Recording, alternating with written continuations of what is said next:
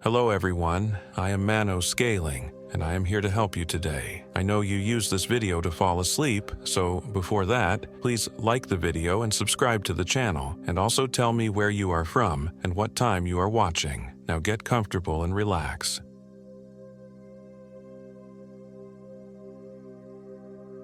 My name is Daniel Garrett, 34. This happened in October 2024. I used to love the wilderness. The Sierra Nevada mountains were my sanctuary, a place where the incessant noise of San Francisco's tech industry couldn't follow me.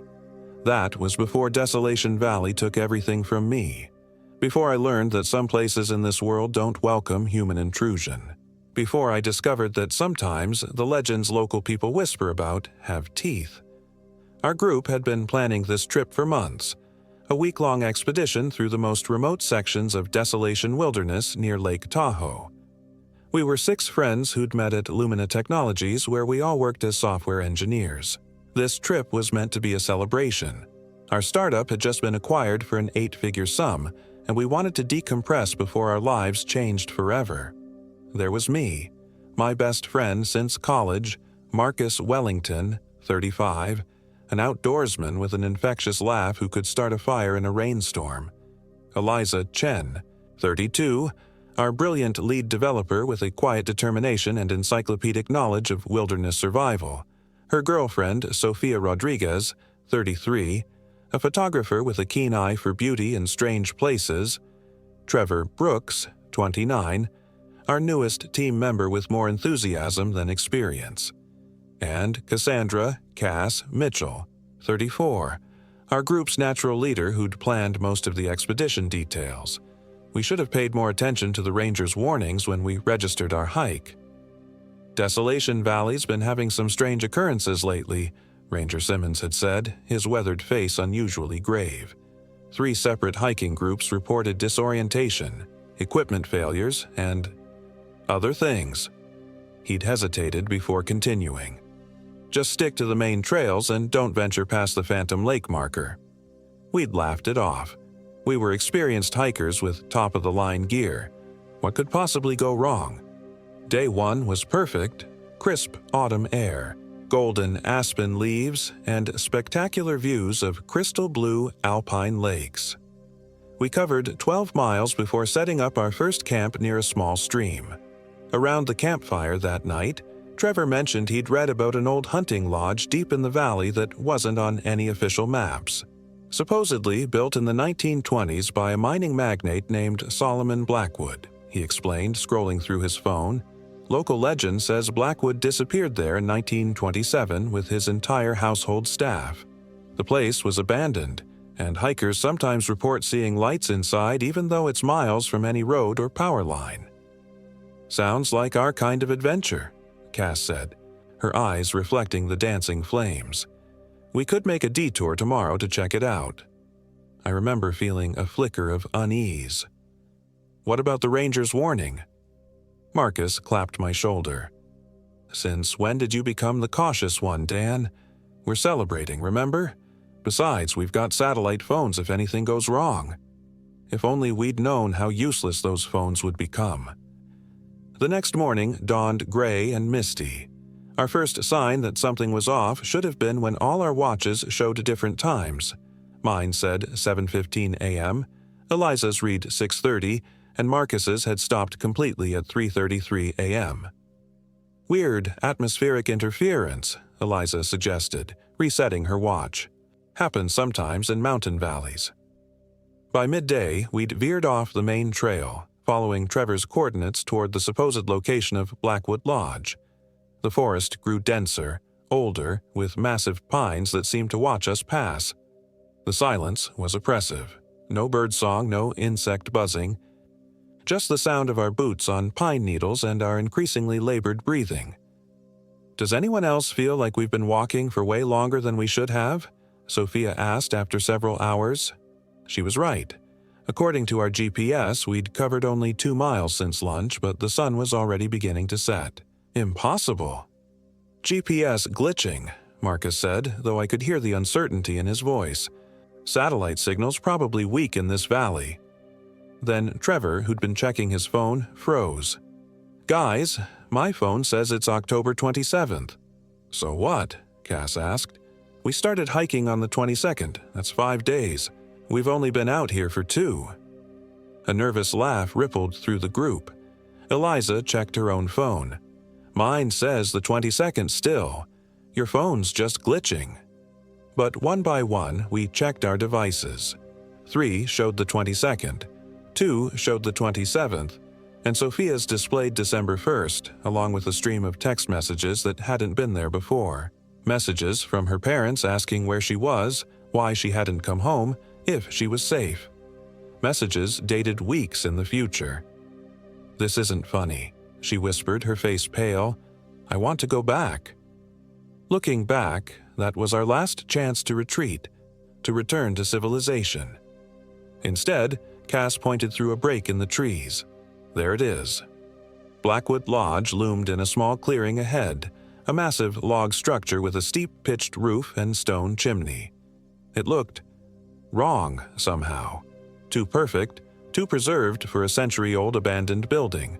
No broken windows, no sagging porch, no encroaching vegetation, just immaculate dark wood and gleaming glass, as if it had been built yesterday.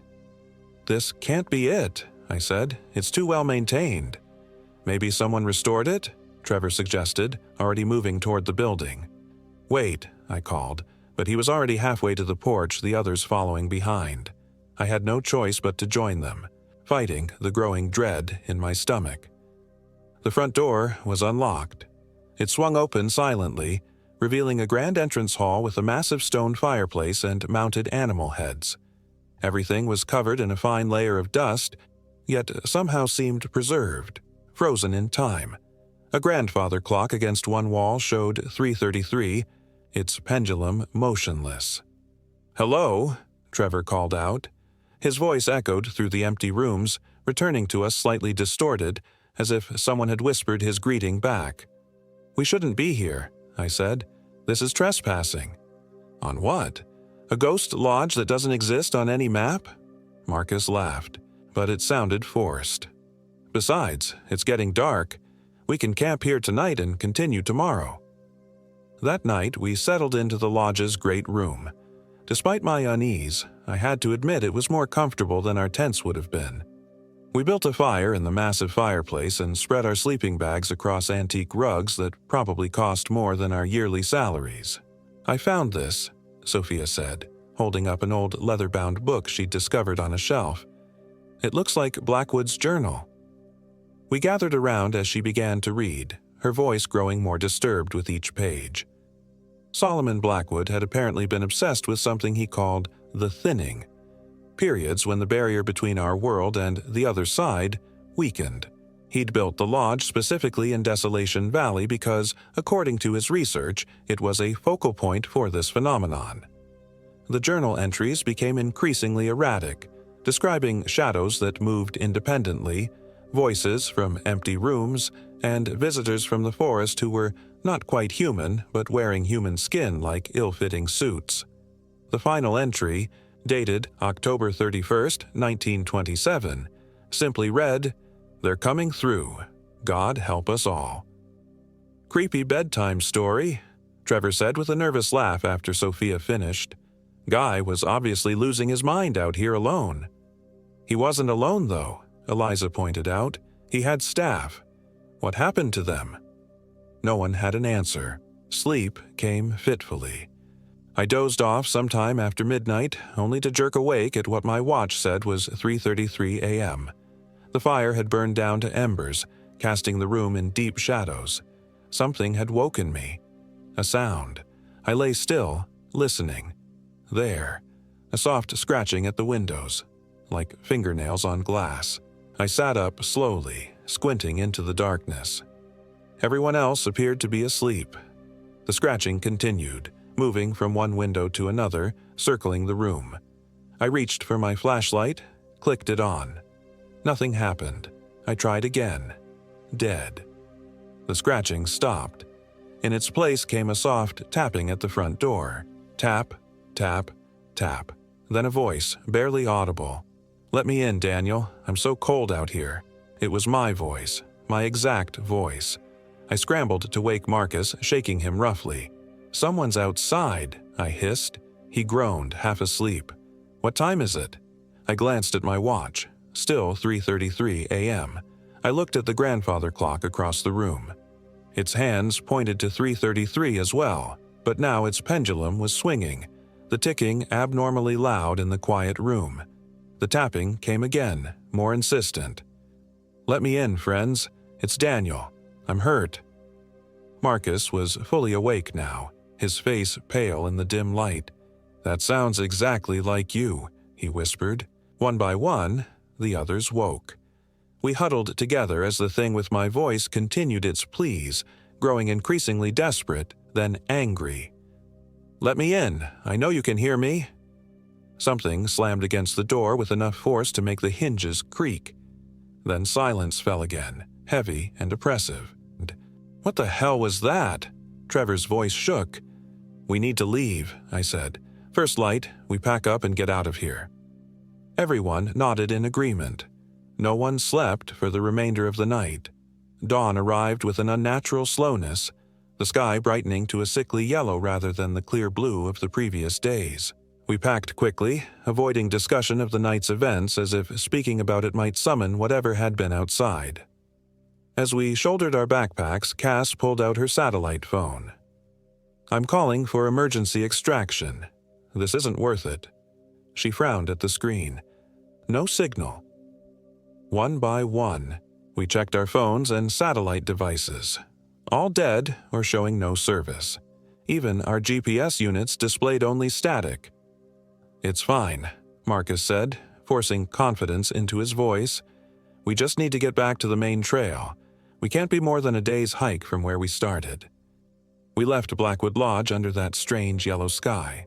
I felt the building watching us go, as if it were somehow alive and aware. None of us looked back.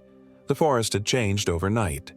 The trail we'd followed to the lodge was gone, replaced by dense undergrowth that seemed to grab at our ankles.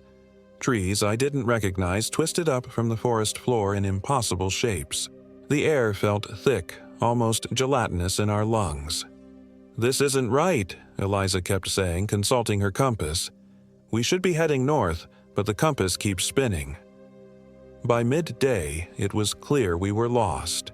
The sun, barely visible through the canopy, seemed to move too quickly across the sky. Shadows stretched in directions that defied logic. We trudged on, the silence between us growing as panic began to set in.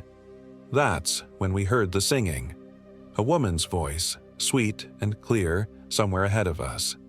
"Hello," Cass called out. "We need help. We're lost." The singing stopped. Then, "Come this way, travelers. I can offer shelter." We followed the voice to a small clearing where a cabin stood. Not the grand lodge we'd left behind, but a simple one-room structure with smoke curling from its chimney. An old woman stood in the doorway, her face deeply lined, her silver hair wild around her shoulders. "You poor dears," she said, her smile revealing too many teeth. "Lost in the valley, are you? I'm Eleanor. Come in, come in." Inside, the cabin was larger than it appeared from outside, impossibly so. A long table set for 6 dominated the space, laden with steaming food. The smell made my stomach growl despite my apprehension. "I so rarely get visitors," Eleanor said, gesturing for us to sit. "Please, eat. You must be famished." We hesitated, but hunger won out. The food was delicious. Roast meat with herbs, fresh bread, and wine that warmed me from within. Only after we'd eaten did I think to ask what meat we'd consumed. Eleanor's smile widened at the question. "The last group who came through," she said simply. "They were lost too." A beat of horrified silence, then nervous laughter from Trevor. "Good one. Seriously though, can you help us find our way back to the main trail?" Eleanor's expression didn't change. "Why would I do that? You're already where you belong." I noticed then that the windows of the cabin no longer showed the forest outside but instead reflected our own faces, except wrong somehow. In the glass, my reflection's eyes were black pits. its mouth stretched in an inhuman grin. "We need to go," I said, standing abruptly. "Now." Eleanor's hand shot out, gripping my wrist with surprising strength. "No one leaves the valley once they've eaten at my table. Those are the rules, Daniel Garrett." I hadn't told her my name. What followed was chaos. Sophia screamed as her reflection stepped out of the window glass, a twisted mirror version of herself with elongated limbs and too many joints. Trevor bolted for the door but found it gone, replaced by solid wall. Eliza grabbed a knife from the table, brandishing it at Eleanor, whose form seemed to flicker between the old woman and something much taller, much thinner. "You belong to the valley now," Eleanor, or whatever she was, said. "To us, the Blackwood brood." Marcus managed to shatter one of the windows with a chair. Instead of breaking, the glass melted away like mercury, revealing not the forest but a vast darkness speckled with points of light that were definitely not stars. "Run!" he shouted, and without thinking I leapt through the opening, the others close behind. We fell, tumbling through nothingness for what felt like minutes before crashing back onto solid ground. The forest floor, but in deep night now. Above us, the cabin was gone. 6 flashlights lay in a perfect circle around us, all pointing inward, all shining brightly despite having been dead hours before. "What's happening to us?" Sophia sobbed, clinging to Eliza. Trevor was counting and recounting our group. "We're all here, right? Everyone made it?" We had, physically at least. But as we gathered our wits and began to move through the midnight forest, I noticed subtle changes in my friends. Marcus kept touching his face as if confirming it was still his own. Cass's normally confident stride had developed an odd hitch, like she was relearning how to walk. And Trevor's eyes caught the flashlight beams differently, reflecting them back like an animal's. We walked for hours through the darkness. The forest around us was alive with whispers just below the threshold of comprehension. Occasionally, we'd glimpse movement at the edge of our light, tall, thin shapes that retreated when directly observed. By dawn, a dawn that came too quickly, the night lasting barely 4 hours by our watches, all of which now read 3:33 regardless of when we checked them, we stumbled upon a trail marker. The relief was palpable. "We're back on the main path," Eliza said, her voice hoarse. "If we follow this, we should reach the ranger station by nightfall." But the trail led us in circles. We'd pass the same distinctive tree or rock formation multiple times, despite maintaining a consistent direction. The sun arced overhead too rapidly, and soon darkness was falling again. That night, huddled around a meager fire that burned with an unnatural blue tinge, Trevor began to change. It started with scratching at his arms, complaining that his skin felt too tight. Then trembling. Then silence, his eyes growing distant and unfocused. "Trev?" Marcus placed a hand on his shoulder. "You okay, man?" Trevor turned to look at him with a smile that stretched too wide. "Never better," he said, but his voice had changed, developing a hollow echo. "I can hear them now. The Blackwood brood. They've been waiting so long for new vessels." He lunged suddenly, fingers hooked into claws, going for Marcus's eyes. We managed to restrain him, using climbing rope to bind his hands and feet as he thrashed and spit, his face contorting in ways human musculature shouldn't allow. "You can't leave," he kept saying, his voice fluctuating between his own and something ancient and dry. "The valley doesn't give back what it takes." None of us slept that night. By morning, Trevor had fallen into an unnatural stillness, eyes open but unseeing, breathing so shallow it was barely perceptible. We couldn't leave him, but we couldn't stay either. "One of us needs to get help," Cass decided. "The rest will stay with Trevor." "I'll go," I volunteered. "I'm still feeling myself." Unlike some of the others who had begun showing subtle signs of whatever had taken Trevor, Sophia had developed a tic, her head occasionally jerking to look over her shoulder at nothing. Eliza kept forgetting common words, and Cass's movements had become increasingly jerky and uncoordinated. Only Marcus seemed relatively unaffected, so he agreed to come with me. We took one of the satellite phones, still dead, a compass, still useless, and enough supplies for 3 days. Head directly east, Eliza instructed, sketching a crude map. Eventually, you'll hit the highway, even if the trails don't cooperate. Marcus hugged each of the others. We'll bring back help, he promised. Just hold on.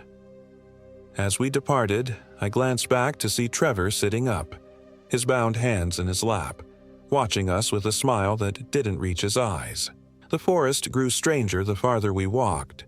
Trees bent away from our path as if reluctant to touch us. The ground became spongy and uneven. At times I could swear we were walking vertically up a sheer face, yet somehow maintaining our footing. "Do you think they'll be okay?" Marcus asked after hours of silent hiking. "I don't know," I admitted. "Trevor seems gone, and the others are changing too." "We all are," he said quietly.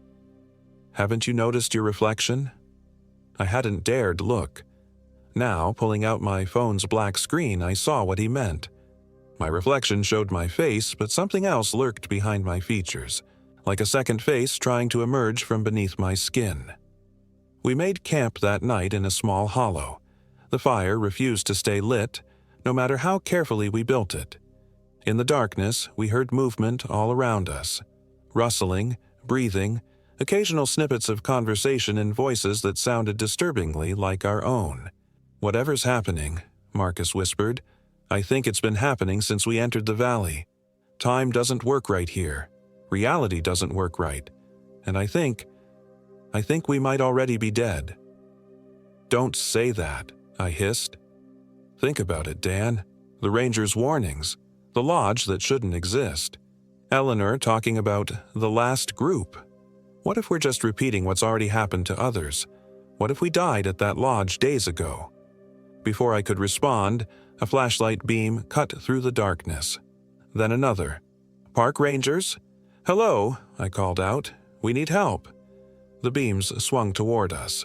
Relief flooded through me as figures emerged from the trees until I saw their faces. It was us. 6 identical copies of our hiking group, but wrong in subtle ways. Their skin hung loosely, as if it didn't quite fit. Their movements were too fluid, too synchronized. "We've been looking for you," my doppelganger said, its mouth moving out of sync with the words. "It's time to complete the transition." Marcus and I ran, crashing through the underbrush, branches whipping our faces. Behind us, our doubles pursued with unnatural speed, their flashlight beams dancing through the trees. We ran until our lungs burned and our legs threatened to give out.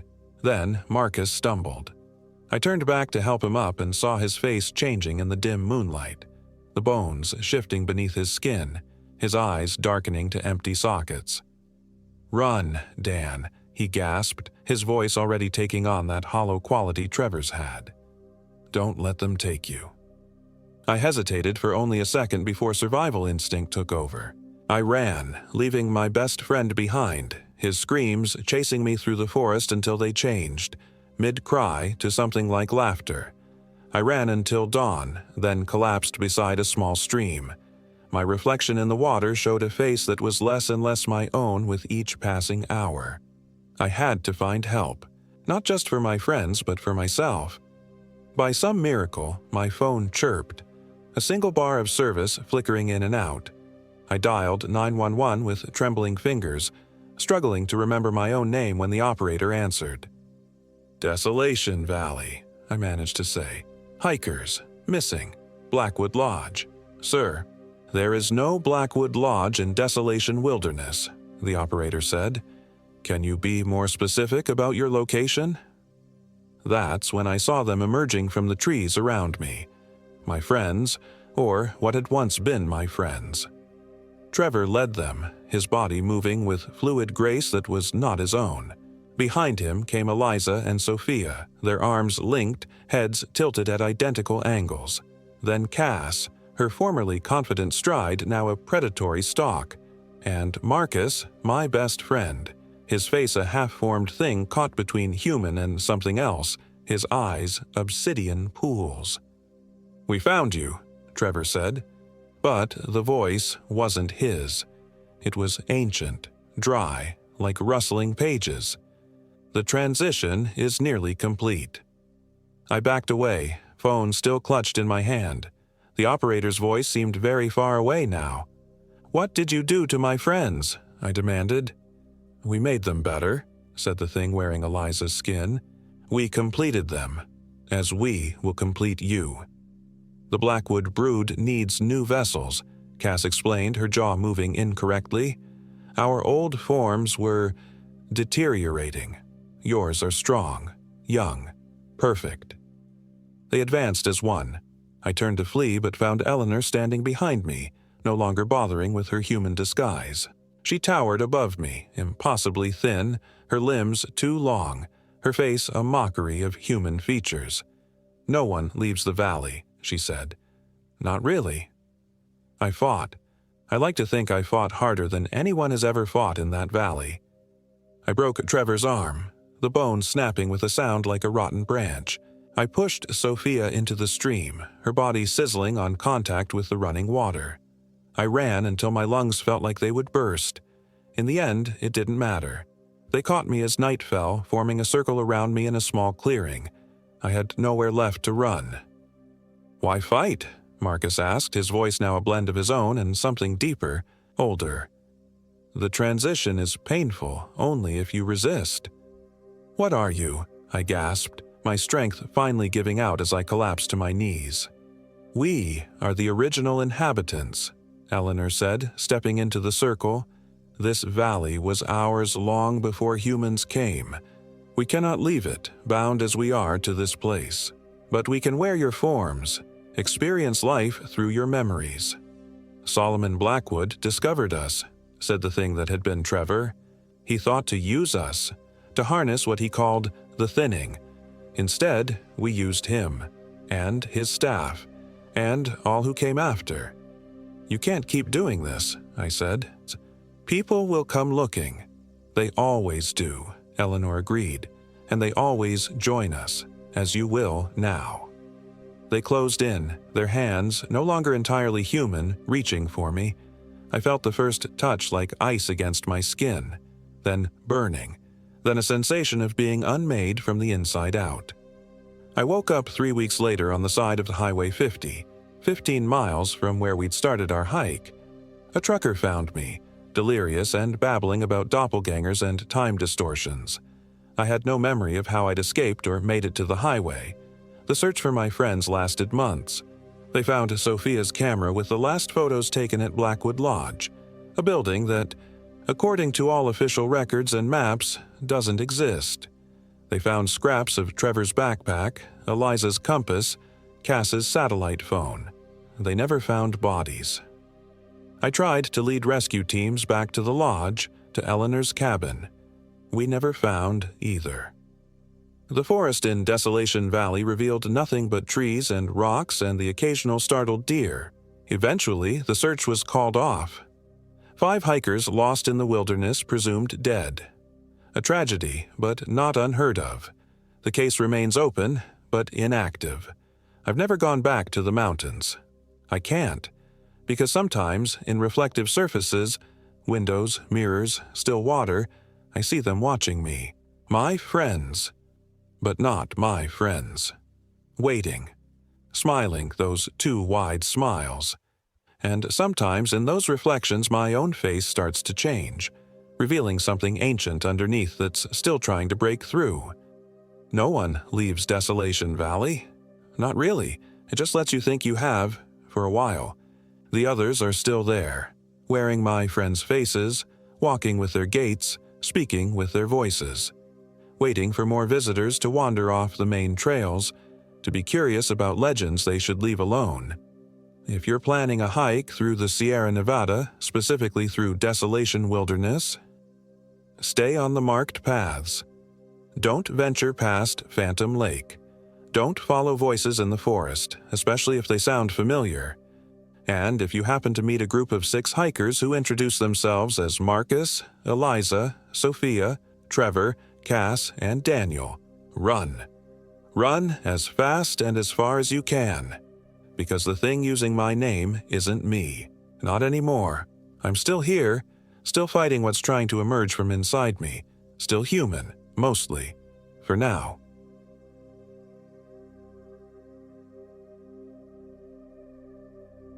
My name is Ethan Mercer. I'm 32 years old. This happened in October 2024, and I'm still not sure if I should be writing it down. Maybe putting the experience into words gives it power. Maybe it makes it real in a way I've been trying to deny. But the nightmares won't stop, and my therapist thinks this might help. I doubt it. 10 months ago, I walked away from a 6-figure salary as a software developer at a major tech company in San Francisco. Burnout doesn't begin to describe what I was experiencing. Panic attacks in bathroom stalls, insomnia that medication couldn't touch, a constant gnawing emptiness that made me feel like a ghost haunting my own life. So I quit, cashed out some stock options, paid off my debts, and decided to spend a year reconnecting with myself through nature. I'd always been drawn to the wilderness, even as a kid. There's something about the silence, the honest brutality of it. Nature doesn't lie to you or set unrealistic expectations. It just is. Dangerous and beautiful and indifferent. I'd done weekend hikes before, but never anything extensive. The Trinity Alps Wilderness in Northern California seemed like the perfect challenge for my first multi-day solo trek. Remote enough to truly disconnect, but with established trails I could follow as a relative novice. I spent weeks researching the area, buying equipment, planning my route. I'd start at the Stewart Fork trailhead, make my way to Emerald and Sapphire Lakes, then loop around to Caribou Lake before heading back. 5 days, 4 nights. Challenging for someone with my limited experience, but not impossible. I'd chosen late October deliberately. Fewer hikers, no mosquitoes, beautiful fall colors. I knew it would be cold, especially at night, but I'd prepared for that. Or so I thought. The morning I set out, the trailhead parking lot was empty except for a single dusty pickup truck. The air was crisp, hovering just above freezing, my breath forming small clouds that dissipated quickly in the pale morning light. My backpack was heavier than I'd anticipated, almost 45 pounds with 4 days' worth of food, water, and gear, but the weight felt good on my shoulders. Grounding. Real. The first few miles were exactly what I needed. The trail wound through old-growth forests of pine and fir, alongside Stewart Fork Creek with its clear, ice-cold water tumbling over granite boulders. I saw nobody, heard nothing but birds, wind, and the occasional rustle of small animals in the underbrush. By mid-afternoon, I'd covered almost 8 miles and was beginning to feel the strain in my legs and shoulders. According to my map, there was a small camping area near a creek junction ahead. Perfect timing. That's when I met Marcus. He was already setting up camp when I arrived, a lean, weathered guy maybe a few years older than me, with a short reddish beard and sunglasses perched on a baseball cap. His gear looked expensive, but well used. "Hey there," he called out, raising a hand in greeting. "Plenty of room if you want to share the spot." I was mildly disappointed to encounter another person so soon, but he seemed friendly enough and I was too tired to push on. "Thanks," I said, dropping my pack with a grateful sigh. "I'm Ethan." "Marcus." He didn't offer a last name. "Solo trip." I nodded, stretching my sore shoulders. "First long one. You?" "I'm always solo." He smiled, but something about it didn't quite reach his eyes. "Been coming to these mountains for years. They feel like home now." We chatted while setting up our respective camps. Marcus was knowledgeable about the area, pointing out landmarks on my map that weren't properly marked, suggesting viewpoints worth a detour.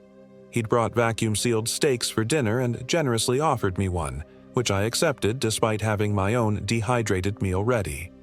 The meat was oddly gamey but delicious after a day of trail mix and energy bars. As darkness fell, we sat by his small fire. Against regulations, technically, but safe enough if you're careful, he'd said, and he told stories about the Trinity Alps. Old mining claims, lost hikers, weather that changed in minutes. The indigenous people here believed these mountains were sacred, Marcus said, poking at the fire with a stick. Embers spiraled upward into the star-filled sky. The Wintu called this area the Range of the Spirits. They said there were things that lived here, not animals, not people, something else. Like what? I asked, feeling a slight chill that had nothing to do with the temperature. Marcus stared into the fire for a long moment before answering. Skin takers, they called them. Beings that could wear your appearance, your memories, the ultimate predators. He suddenly grinned and tossed the stick into the flames. But that's just old stories, ghost tales for around the campfire. I laughed, but it sounded forced even to my own ears. We turned in shortly after, each to our own tent. Despite my exhaustion, sleep came fitfully. The wind picked up around midnight, making the trees creak and groan. Once I could have sworn I heard whispers just outside my tent. Not words exactly, but a rhythmic susurration like someone practicing unfamiliar syllables. I told myself it was just the wind through pine needles. I woke at dawn to find Marcus gone. His tent, his gear, everything vanished. The only evidence he'd been there at all was the small fire pit, now cold with gray ash. I might have thought I'd dreamed him if not for the lingering taste of that steak in my mouth. He must have packed up before sunrise, though I couldn't imagine why. The courtesy would have been to say goodbye, at least. I made coffee on my small camp stove, studying my map and GPS as I drank. Day 2 would take me deeper into the wilderness, to Emerald Lake at the base of what locals called the Caribou Mountain Massif. According to my research, the lake was an otherworldly blue-green from mineral deposits, surrounded by stark granite peaks. It would be an 11-mile day with significant elevation gain, so I packed up quickly and hit the trail. The day was clear but cold, frost still clinging to shadowed areas even as the sun climbed higher. My breath fogged in front of me as I hiked, and I soon settled into a rhythm. Left foot, right foot, watch for roots and rocks, check the map occasionally, drink water, eat trail mix, repeat. About 3 hours in, something began to feel off. The trail didn't quite match my map anymore. A stream crossing I'd anticipated never materialized. A prominent rock formation shown on the topographic map was nowhere to be seen. I checked my GPS, but the reading seemed wrong, placing me almost half a mile from where I thought I was. I blamed satellite reception in the deep valleys and relied instead on my compass and map. By midday, I had to admit I was confused. According to every calculation, I should have been approaching a junction with the Emerald Lake Trail, but I was in a dense forest with no junction in sight. I backtracked twice, thinking I'd missed a turn, but found nothing. My unease grew when I pulled out my phone to check a digital version of the map, only to find the battery completely drained despite having charged it fully the night before. The sky darkened earlier than expected, heavy clouds rolling in from the west. The temperature dropped rapidly. I needed to make camp, but I was nowhere near where I'd planned to be. On my third pass looking for the missed junction, I finally found a small clearing suitable for a tent. As I unpacked, a disturbing discovery. My carefully sealed food bags had somehow spoiled. The vacuum-sealed pasta had black mold growing inside the packaging. The sealed jerky was slimy and putrid. Even the freeze-dried meals smelled wrong when I cautiously opened one. Only my energy bars and trail mix seemed unaffected. I sat on a fallen log, stomach churning with hunger and anxiety. How was this possible? The food had been fine that morning. A noise from the trees made me look up sharply. 20 yards away stood a deer. No, not a deer. It was similar in shape, but wrong somehow. Its proportions slightly off, its movements too deliberate. It stared at me with eyes that reflected no light, then turned and walked away with an almost human gait. I should have been more concerned, but exhaustion and hunger dulled my reactions. I set up my tent with numb fingers as the first snowflakes began to fall. Snow. In late October, it was possible at this elevation, but the forecast had predicted clear skies for the entire week. I crawled into my sleeping bag wearing every layer I possessed, shivering, and choked down 2 energy bars before falling into a restless sleep. The whispers came again that night, closer this time.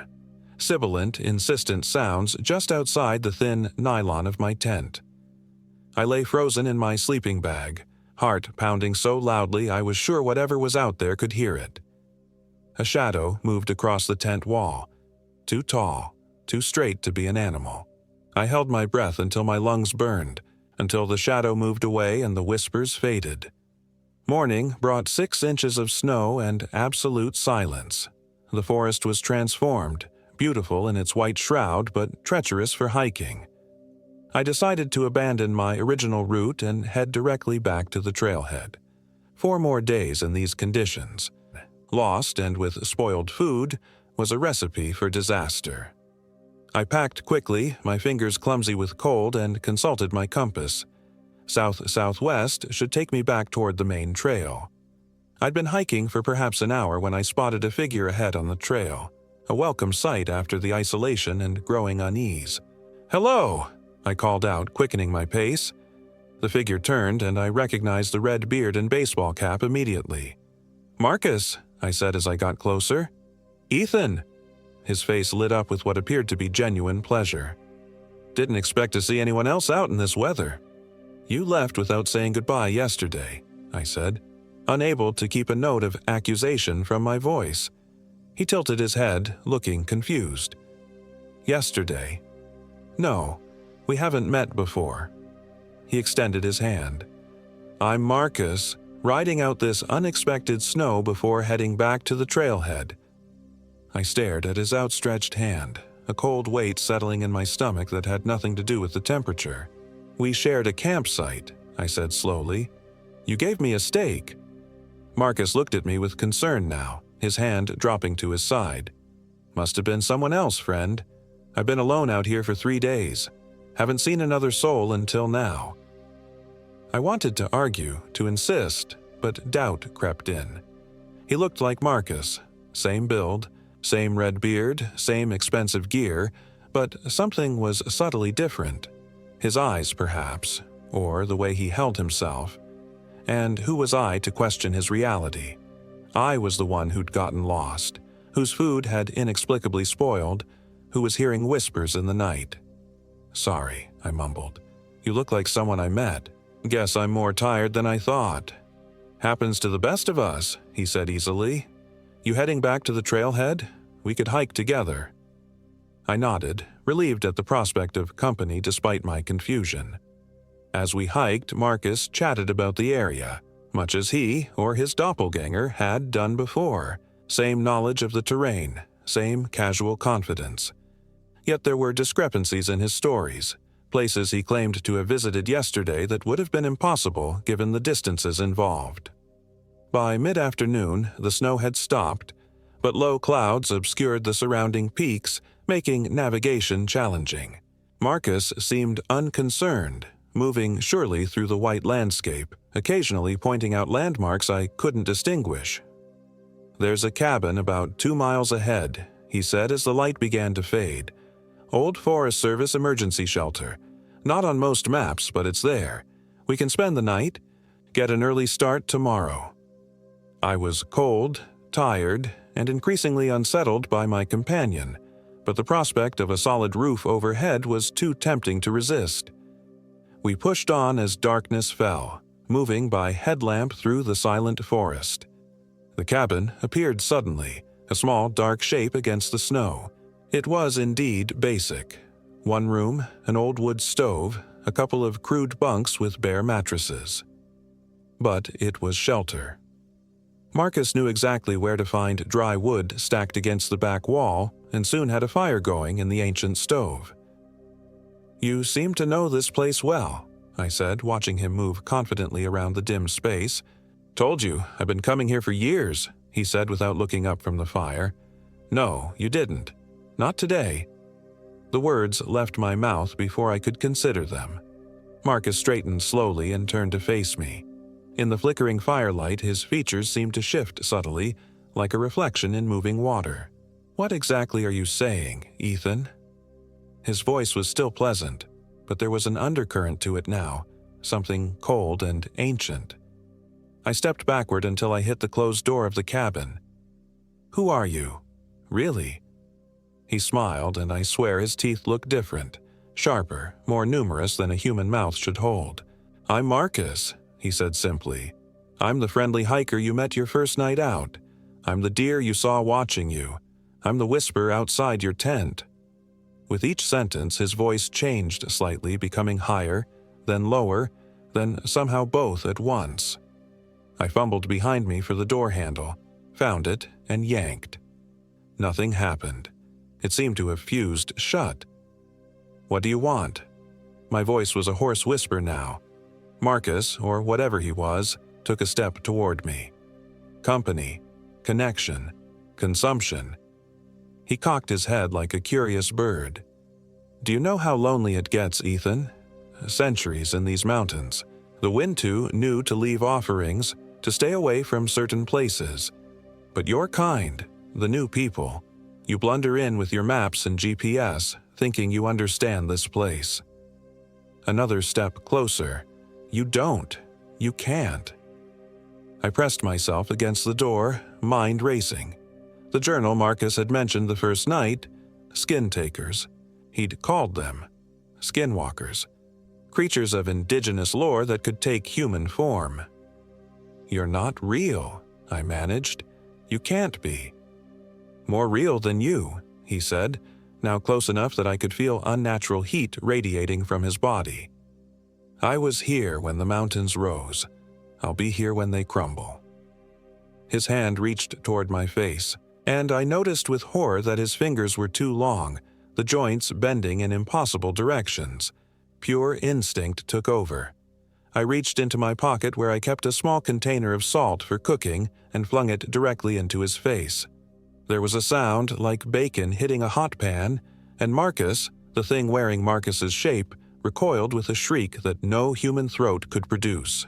Its face bubbled where the salt had hit, the skin sloughing away to reveal something dark and glistening beneath. I didn't wait to see more. The door suddenly gave way behind me, and I tumbled backward into the snow.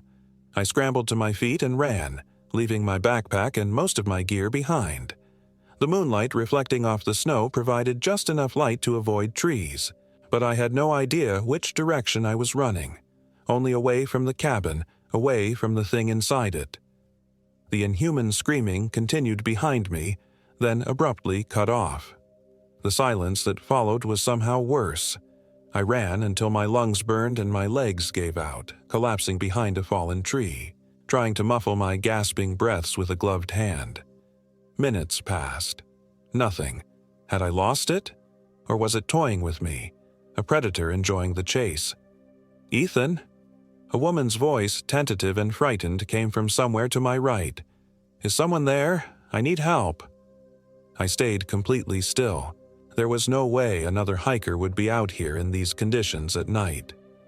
"Please," the voice called again, closer now. "I'm hurt. I can see your tracks in the snow." Shit, I hadn't thought about tracks. I peered around the fallen tree and saw a figure about 30 yards away, a woman in a blue jacket, moving with a pronounced limp.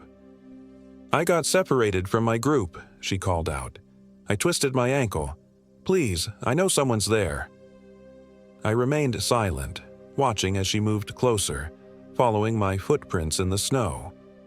When she was about 20 feet away, a shaft of moonlight illuminated her face. Pretty, mid-30s, dark hair escaping from a knit cap. Normal, human, but so had Marcus looked. "I have a cabin," she said, desperation in her voice. "Just over that ridge. I have food, medical supplies. Please help me get there." A cabin, just like Marcus had led me to. I felt a hysterical laugh bubble up in my throat and suppressed it. The woman stopped, cocking her head in a gesture horribly familiar. "Ethan," she said, her voice dropping an octave. "Don't you want to know how I know your name?" I broke a cover and ran again, no longer caring about noise or tracks. Behind me, the woman's voice distorted into something multi-toned and guttural, calling out words in a language I didn't recognize but somehow understood on a primal level. Threats, promises of pain, hunger, ancient as the mountains themselves. I ran blindly through the forest until I broke suddenly into a clearing and found myself at the edge of a lake, its surface frozen and gleaming in the moonlight. I'd looped back around somehow. This had to be Caribou Lake, part of my original route, which meant there should be a marked trail nearby leading back toward the trailhead. A sound behind me, branches snapping, a heavy body moving fast through underbrush. I stepped onto the frozen lake without thinking, desperate to put distance between myself and whatever was coming. The ice creaked ominously beneath my boots but held. Halfway across the lake, I heard the ice crack, not under me, but behind me. I turned to see a figure walking slowly toward me across the frozen surface.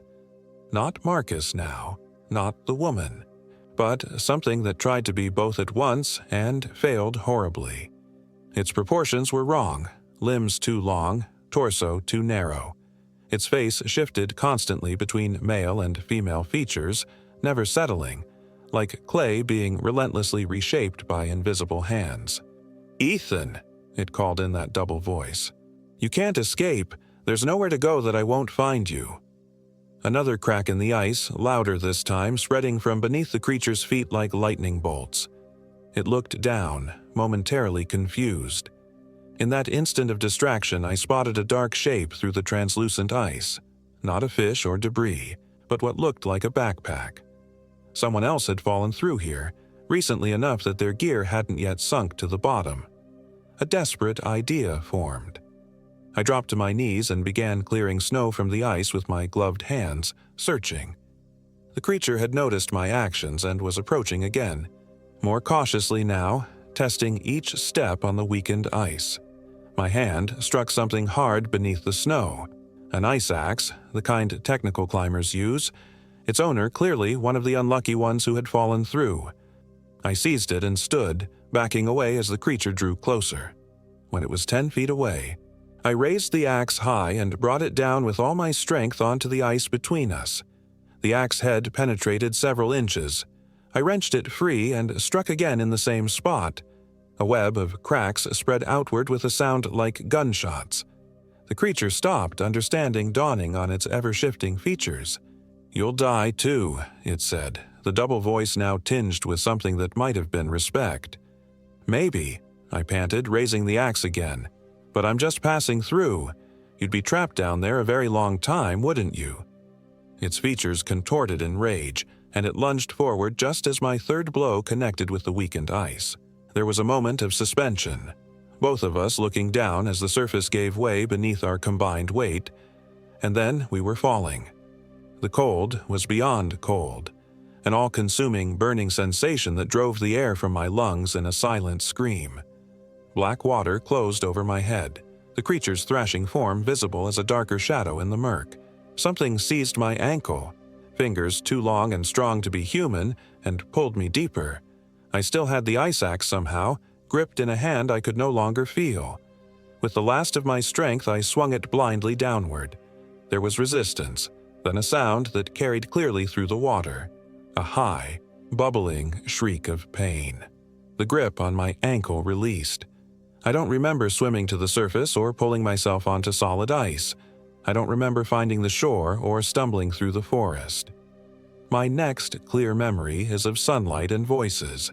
Search and rescue personnel who'd been alerted when I failed to return my permitted wilderness itinerary on time. They found me huddled in a shallow cave less than a mile from the trailhead, severely hypothermic, babbling about people who weren't people and someone named Marcus who kept changing his face. They attributed my ramblings to hypothermia and possible carbon monoxide poisoning from a faulty camp stove, though I had no stove with me when they found me. The official report lists my experience as a solo hiker misadventure, with possible hallucinatory episodes due to exposure and hypoxia. they documented my injuries clinically: severe frostbite in both feet and my right hand, resulting in the amputation of 3 toes and 2 fingers. My right eardrum ruptured from the pressure of the freezing water. Various cuts and contusions consistent with moving through rough terrain at night. What the report doesn't mention: the bruises on my ankle in the distinct pattern of impossibly long fingers.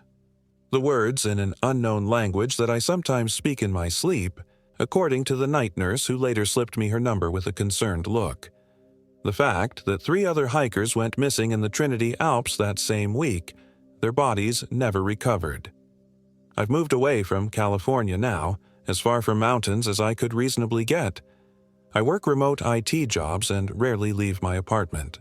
But sometimes, on my rare grocery trips or doctor's appointments, I see them, faces in the crowd that watch me with 2 wide smiles and eyes that don't reflect light properly. The red-bearded man at the bus stop, the dark-haired woman in the dentist's waiting room. They never approach, just watch. I've started carrying salt in my pockets, iron nails in a pouch around my neck. Superstitious nonsense, my therapist says. Trauma response. But she didn't see what crawled out of Marcus's skin when the salt hit. She didn't hear the voice that was 2 voices beneath the ice. Sometimes I wonder if I actually escaped, or if what's writing these words now is something that came back wrong from those mountains, a thing wearing Ethan Mercer's damaged body, practicing how to be human in the safety of a small apartment. After all, I've never felt quite right since then, never quite fitted back into my life, and sometimes, when I dream, I'm not running from the creature on that frozen lake. I'm chasing someone, hungry for more than just their flesh.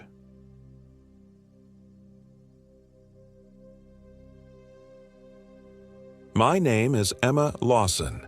This happened in September of 2024, just before the autumn equinox. Before that weekend, I was merely a wildlife photographer with a broken heart and a mundane life. Now, I'm a survivor with nightmares that won't end, and the constant fear that what followed us home from Devil's Peak might one day find me again. It was Vanessa who suggested the trip. My best friend since college, she'd watched me spiral after Ryan walked out 6 months ago. "You need this, Em," she insisted, tucking her blonde hair behind her ear with that determined look I knew too well. 4 days in the Trinity Alps, capturing those fall colors for the magazine spread. No cell service, no reminders of him. I couldn't argue. Our boss at Wilderness Quarterly had been asking for fresh content, and the Trinity Alps wilderness in Northern California was perfect. Remote, pristine, and allegedly breathtaking in late September when the aspens turned golden.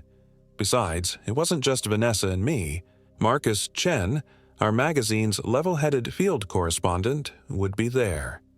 We'd worked together for 3 years, and his calm demeanor always balanced Vanessa's spontaneity. "Derek's coming too," Vanessa added, a mischievous glint in her eye. Derek Hobbs was her new boyfriend of 2 months, tall, ruggedly handsome, with intense eyes that seemed to look through you rather than at you. I'd met him twice and still couldn't decide if I liked him. There was something off about his smile, the way it never quite reached his eyes. 4 people, 4 days, Vanessa continued.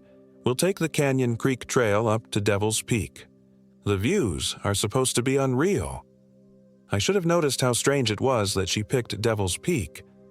Vanessa had always been superstitious, avoiding anything with ominous names. But I was too focused on packing my camera gear to question it. The trailhead was a 5-hour drive from San Francisco. We left at dawn in Marcus's SUV, the trunk packed with camping gear and my precious camera equipment. Vanessa chattered away in the back seat with Derek, who kept one arm draped possessively around her shoulders. In the front, Marcus and I discussed the route. "The Canyon Creek Lakes are about 7 miles in," he said, glancing at the trail map.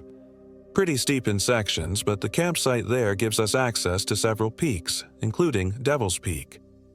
"I've heard there are some unusual rock formations up there," I replied. "Ancient Native American sites, supposedly." Derek leaned forward between our seats. The Wintu tribe believed the area was spiritually significant, he said, his voice oddly flat. They warned against staying there after dark. Marcus chuckled. Good thing we're not superstitious. I caught Derek's reflection in the rearview mirror. He wasn't laughing.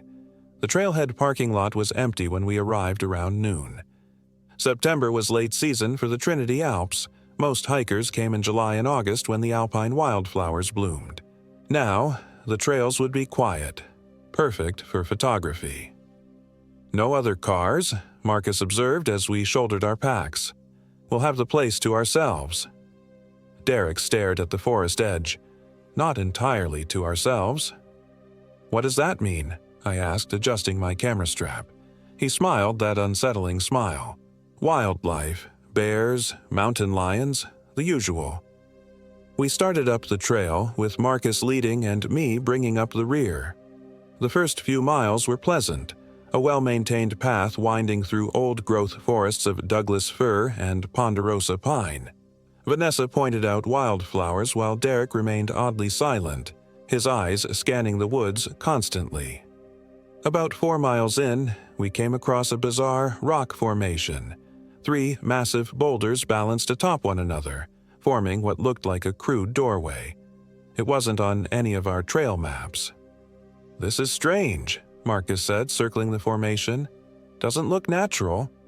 Derek placed his hand on the stones. It's a marker. For what? Vanessa asked. A boundary, he replied cryptically, then continued walking without explanation. That was when our phones died simultaneously. All 4 devices, fully charged that morning, suddenly went black. Marcus frowned at his GPS unit, which was also malfunctioning, displaying coordinates that kept shifting randomly. Electronic interference, he suggested, though he sounded uncertain. Maybe mineral deposits in these mountains. I felt the first twinge of unease. Can we still navigate without GPS? Marcus nodded, pulling out his paper map and compass. Old school. We're fine. We weren't fine.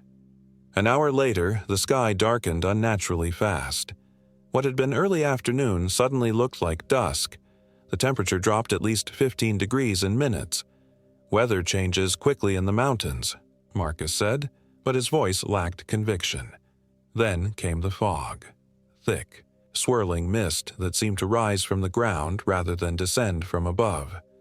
It enveloped us within seconds, reducing visibility to mere feet.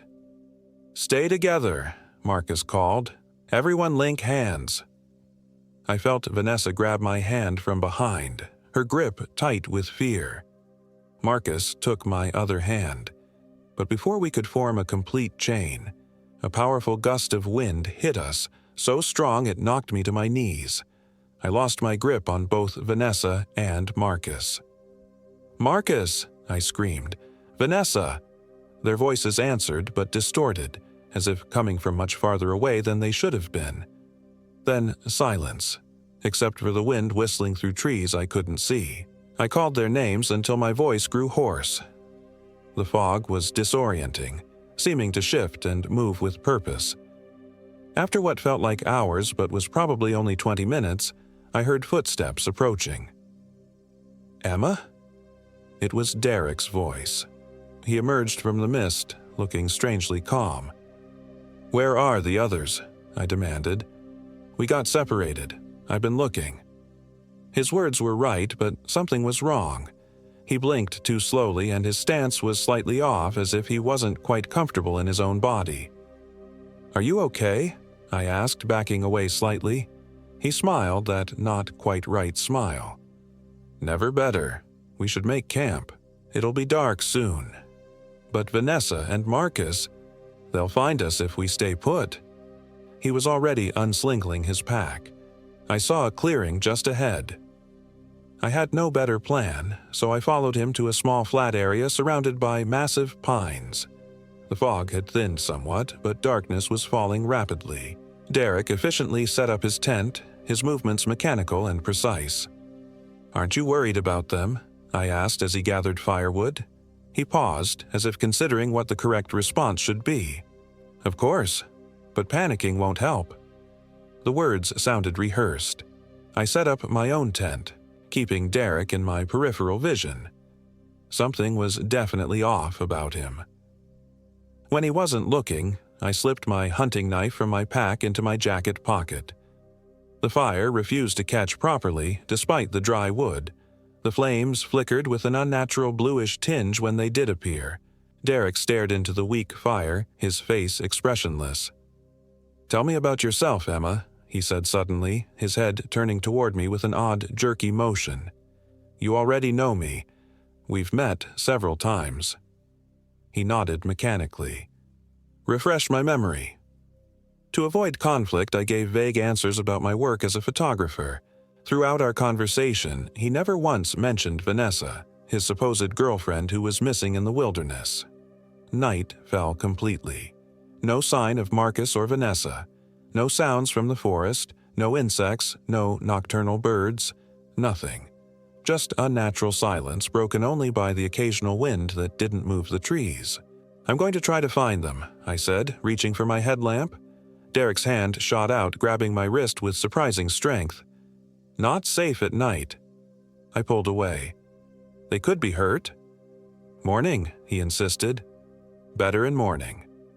His speech pattern had changed, becoming more fragmented. Even more alarming, when the firelight caught his eyes just right, they seemed to reflect light like an animal's. I retreated to my tent, zipping it firmly closed. I didn't sleep. Instead, I listened to Derek moving around the campsite for hours, his footsteps sometimes bipedal, sometimes sounding like something moving on all fours. Morning arrived with no dawn, just a gradual lightening of the perpetual fog. When I emerged from my tent, Derek was already standing at the edge of our camp, perfectly still, staring into the forest. "Did you sleep?" I asked, clutching my knife in my pocket. He turned with that too slow movement. "Yes. You?" Before I could answer, a shout echoed through the trees. "Emma! Derek!" Marcus's voice. Relief flooded through me as his figure materialized from the mist. He looked disheveled and exhausted, a bloody scratch across his cheek. "Thank God," he panted, bending over to catch his breath. "Been searching all night. Got completely turned around in that fog." Derek watched Marcus with an intensity that made me step between them. "Where's Vanessa?" I asked. Marcus shook his head. "I thought she was with you." "We got separated in the fog," I explained. "None of us found her?" A look passed between the men, Marcus concerned, Derek blank. "We need to find her," Marcus insisted, "and get the hell out of here. This place isn't right." Derek's head tilted. "Not right how?" Marcus gestured vaguely. "This fog, for one, and I swear I saw the same landmarks multiple times even though I was walking in a straight line. It's like the landscape is changing." I felt cold despite the morning warming up. "We should pack up and start searching for Vanessa." As we gathered our gear, I pulled Marcus aside. "Watch Derek," I whispered. "He's acting strange." Marcus frowned. "Strange how?" "Just not like himself. Be careful around him." We set off in the direction Marcus thought he'd heard Vanessa's voice during the night. Derek led the way, moving with unnatural sure-footedness through the mist. The forest seemed to close in around us, the trees growing denser, the undergrowth more tangled with each step. After an hour of hiking, we reached another strange rock formation. 3 stones balanced in a doorway shape, identical to the one we'd passed yesterday. "This is impossible," Marcus said. "We're miles from where we saw this yesterday." Derek placed his hand on the stones, just as he had before. "Boundary marker." "What does that mean?" I demanded. "What boundary?" His eyes met mine, and for an instant, they looked wrong, pupils elongated like a cat's. "Between worlds." Marcus stepped back. "We need to find Vanessa and get back to civilization, now." That's when we heard her scream. "Vanessa!" I shouted, running toward the sound without thinking. Marcus followed close behind. Derek moved too, but strangely, in a different direction. We broke into a small clearing where we found Vanessa kneeling on the ground, sobbing. Relief washed over me as I rushed to embrace her. "You're okay," I breathed. "We've been so worried." She looked up, tears streaking her dirt-smudged face. "Emma, is it really you?" "Of course it's me. What happened?" Her eyes darted fearfully around the clearing. "I got lost in the fog, been wandering all night, but that's not—" She lowered her voice. "There's something out here with us, something that looks like people but isn't." Marcus knelt beside us. "What do you mean?" "I saw Derek last night," she whispered. "But it wasn't him. He moved wrong, talked wrong. When I called out to him, he turned and—" She shuddered. His face rippled like it was trying to stay in place. Ice formed in my stomach. "Where did you see him?" "By a stream, about a mile back. He was—" She swallowed hard. "He was eating something. Something raw." "We were with Derek all morning," Marcus said, looking confused. "Then who did I see?" Vanessa's voice rose. As if summoned by our conversation, Derek appeared at the edge of the clearing. But, at the same time, impossibly, Derek also stepped out from behind a tree on the opposite side. Two Dereks, identical down to their clothing, both watching us with those intense, wrong eyes. Vanessa screamed. Marcus leapt to his feet, pulling me and Vanessa up with him. "Run!" he shouted, pushing us toward a gap in the trees. We sprinted blindly through the forest, branches whipping our faces. I glanced back to see both Dereks in pursuit, moving with an inhuman loping gait, almost on all fours at times. In there, Marcus pointed to a narrow ravine. We squeezed through, emerging into a small box canyon with steep walls on three sides. A dead end. "We're trapped!" Vanessa cried. Marcus looked around frantically. "There must be a way up these walls." But before we could search, one Derek appeared at the ravine entrance. He stood watching us, head tilted at an unnatural angle. Then his face began to shift. The skin rippled and flowed like wax melting. Vanessa screamed again as Derek's features dissolved and reformed into something only approximately human. The eyes too large, the mouth stretched impossibly wide. "What the fuck is that?" Marcus gasped. The thing that wasn't Derek spoke, its voice a grating parody of human speech. "Hungry." It stepped forward, joints bending wrong, movements jerky yet fluid in a way that defied anatomy. I pulled my knife, holding it out with shaking hands. "Stay back." The creature paused, studying the blade with curious eyes. Then it laughed, a sound like bones breaking. "Your name?" I demanded, trying to keep my voice steady. "What are you?" "Many names," it replied. "Skinwalker, Wendigo, Mimic." Its head rolled unnaturally on its neck. "Grey Walker." "Where's the real Derek?" Vanessa sobbed. Grey Walker's grotesque approximation of a smile widened. "Here." It patted its stomach. "Part of me now. His memories, his face, his essence." I felt vomit rise in my throat. This thing had killed Derek, consumed him somehow. "And soon," it continued, "you join, one by one. Already tasted her." It pointed at Vanessa, who flinched. I noticed then a small wound on Vanessa's arm, raw and infected looking. "Last night," Vanessa whispered, "it bit me while wearing Derek's face." Grey Walker took another step forward. She marked now, mine already. "Watch."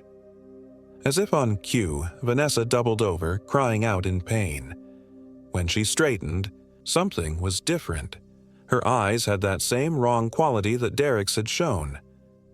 "No," Marcus breathed. Vanessa, or what was becoming less Vanessa by the second, smiled with too many teeth. She moved to stand beside Grey Walker. "So hungry," she said in a voice that wasn't quite hers anymore. Marcus grabbed my arm. "We need to climb. Now!" We scrambled toward the canyon wall as both creatures advanced. I found footholds in the rough stone and began to climb. Marcus right below me. A hand grabbed his ankle. Vanessa, her face beginning to ripple and shift. "Let go!" he shouted, kicking free with a sickening crunch. Vanessa's wrist bent at an impossible angle, but she showed no pain, only snarled and leapt again. We climbed higher, fingers bleeding on the sharp rock. Below, Grey Walker began to climb too, moving like a spider, too fast. "There." Marcus pointed to a narrow ledge above us that led around the canyon wall. We pulled ourselves up onto it, then edged along it until we found a small cave entrance partially hidden by brush. We squeezed inside just as Grey Walker reached the ledge. The cave went deeper than it appeared, opening into a larger chamber. Faint light filtered from a crack in the ceiling, illuminating ancient pictographs on the walls, crude humanoid figures with elongated limbs and animal heads. "We're trapped," I whispered. Marcus examined the paintings. "These look like warnings. The same figure appears throughout. I think it's depicting your Grey Walker." I noticed symbols that seemed to form a narrative. The creature consuming people, taking their forms, marking others who then transformed, and at the end, a figure driving what looked like a stake of antler or bone through the creature. "Look at this," I pointed. "I think it's showing how to kill it." Marcus nodded grimly. "A bone stake through the heart. Poetic." We heard scraping at the cave entrance, claws on stone. "It's coming," I hissed. Marcus looked around desperately, then pointed to a pile of bones in the corner, animal remains, ancient and brittle. Among them was a deer's antler, still attached to a partial skull. "That could work," he said, moving to retrieve it. But as he crossed the cave floor, the ground gave way beneath him. He fell through with a startled cry, disappearing into darkness. "Marcus!" I screamed, rushing to the edge of the hole. I could see nothing below. A faint voice echoed up.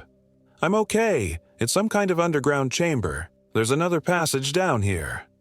Relief flooded me, quickly replaced by terror as Grey Walker's distorted face appeared at the cave entrance. Behind it, the thing wearing Vanessa's face grinned with two sharp teeth. "Nowhere left," Grey Walker said, forcing its body through the narrow opening. It had shed most of Derek's appearance now, revealing its true form. Emaciated, gray-skinned, with joints that bent in wrong directions and fingers too long and sharp. I backed away, eyes darting between the creatures and the hole Marcus had fallen through. The Vanessa thing stayed at the entrance, blocking escape. Grey Walker gestured at the pictographs. "Ancient enemies. Tried to trap me. Kill me." It laughed that bone-breaking laugh. "Failed. Always fail." I lunged for the antler, grabbing it as Grey Walker sprang toward me. We collided, tumbling across the cave floor. Its strength was inhuman, pinning me down with terrifying ease. The skin of its face continued to shift, briefly showing flashes of Derek's features, then something monstrous underneath. "Your fear," it whispered, face inches from mine. "Delicious." Its jaws distended, unhinging like a snake's. I drove the antler upward with all my strength, aiming for its chest. It connected with a sickening crunch, sinking deep into the creature's body. Grey Walker shrieked, a sound so piercing I felt blood trickle from my ears. It thrashed atop me, black ichor pouring from the wound. I twisted the makeshift stake, driving it deeper. The creature convulsed, then collapsed onto me, its weight suddenly immense. I struggled to push it off, gasping for air. From the cave entrance, the Vanessa thing watched, its face contorting in what might have been pain or rage. Then, to my horror, it began to change.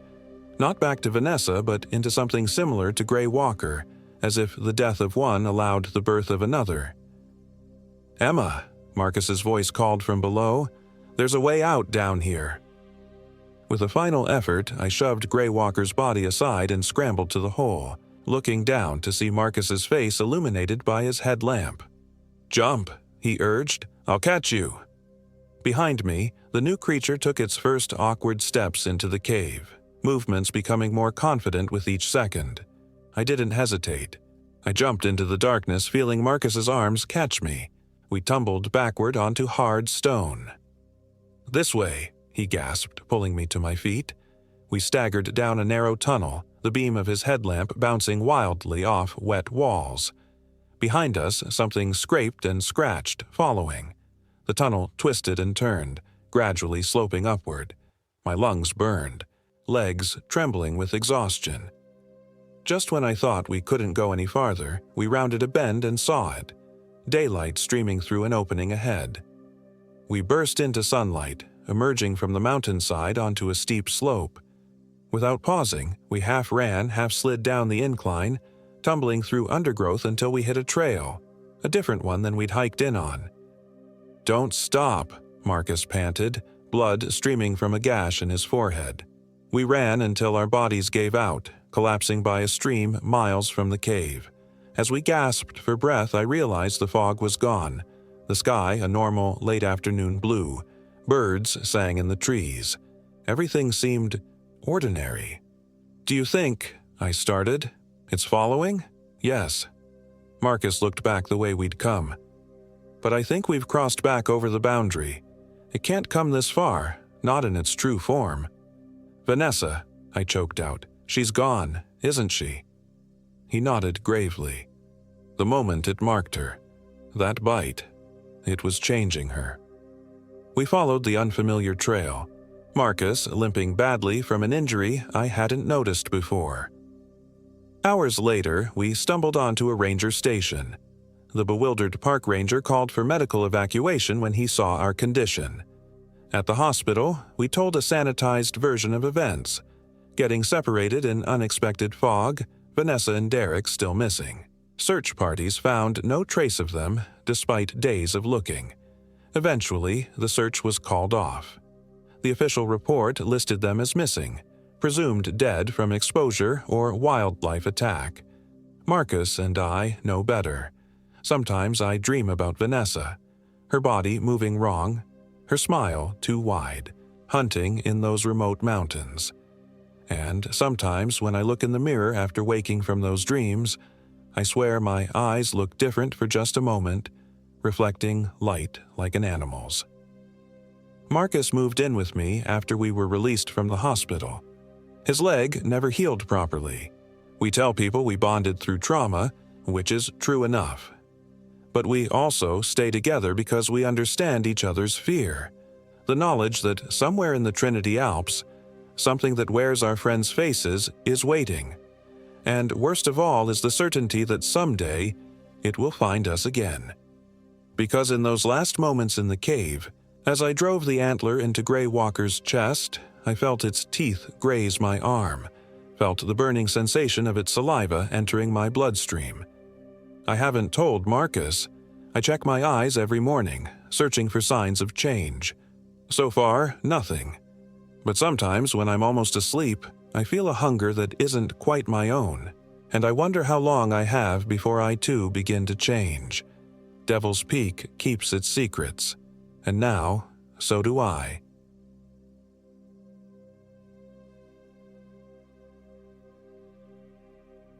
The Hollow. My name is Mason Everett. I'm 34 years old, and this happened in September 2024, though sometimes I still question whether it happened at all or if I've just lost my mind entirely. The doctors say writing it down might help. I doubt it, but here goes. I used to be a software developer for a fintech startup in San Francisco. The kind of place with ping pong tables nobody uses and motivational posters about disruption. 80-hour work weeks were standard. My girlfriend Elise had left 6 months prior, citing my emotional unavailability as the main reason. I couldn't really argue with her. The only living thing I managed to maintain a relationship with was my German Shepherd, Ranger. Ranger was the one constant in my life. 6 years old, loyal to a fault, with intelligent amber eyes that sometimes made me wonder if he understood more than he let on. He was the reason I still went outside at all, forcing me on walks when I'd otherwise have stayed hunched over my laptop until sunrise. The breaking point came during a product launch that went sideways. 3 months of work rendered useless by a last-minute pivot. I sat in my darkened apartment at 3 a.m., staring at nothing, when the thought first entered my mind. I need to get out of here. Really out. No service, no Slack notifications, no emails. Just me, Ranger, and silence. I put in for 2 weeks of emergency personal leave, packed my hiking gear, most of which hadn't been touched in years, and plotted a 7-day trek through the Trinity Alps wilderness. Remote enough to be a true escape, but established enough that a moderately experienced hiker like myself shouldn't face too much trouble. Or so I thought. The first day went exactly as planned. Ranger and I arrived at the Stewart Fork trailhead near Trinity Center around noon. The September air was crisp, carrying the first hint of the autumn to come. The trail started gently enough, winding through old-growth forests of pine and fir. The earthy scent of decomposing needles and the distant sound of running water immediately began working their magic. My shoulders, perpetually tensed from hunching over keyboards, started to release. "This is exactly what we needed, buddy," I said to Ranger, who trotted ahead, occasionally glancing back as if to make sure I was keeping up. His tail wagged in agreement. My plan was to head toward Caribou Lake, spending the first night at Emerald Lake before pushing on to the more remote areas. According to my research, the terrain would get considerably more challenging after that, but the solitude would be worth it. We made good time that first day. The trail was well marked, and I passed a few day hikers heading back toward the trailhead. An older couple with matching walking sticks wished me a good journey. A solo hiker in his 20s nodded as he passed, his eyes never meeting mine. Nothing unusual. By late afternoon, I'd reached my planned campsite near Emerald Lake and set up my tent. That first night remains the only peaceful one I experienced. I built a small fire, cooked a dehydrated meal that tasted better than it had any right to, and sat watching the flames dance while Ranger lay with his head on my feet. The stars emerged overhead in numbers you never see in the city. I felt something close to contentment for the first time in months. If only I'd turned back the next morning. Day 2 started with a low fog that clung to the surface of Emerald Lake and wound between the trees like ghostly fingers. I packed up camp after a quick breakfast and consulted my map and GPS. According to both, continuing northwest would take me toward Caribou Mountain and eventually Caribou Lake, where I planned to establish a base camp for a few days. The trail grew steeper and less defined. Loose rocks made footing treacherous in places, and I had to carefully pick my way up certain sections. Ranger, with his 4-wheel drive, had considerably less trouble, often waiting for me at the top of difficult stretches with what I swear was an impatient expression. Around midday, something odd happened. The trail forked where my map showed no divergence. Both paths looked equally well traveled. I checked my GPS, which showed my location but no trail details in either direction.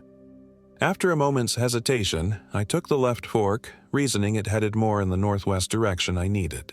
Within an hour, I knew something was wrong. The terrain didn't match what I expected. Where there should have been a gradual ascent toward Caribou Mountain, I found myself descending into a densely wooded hollow.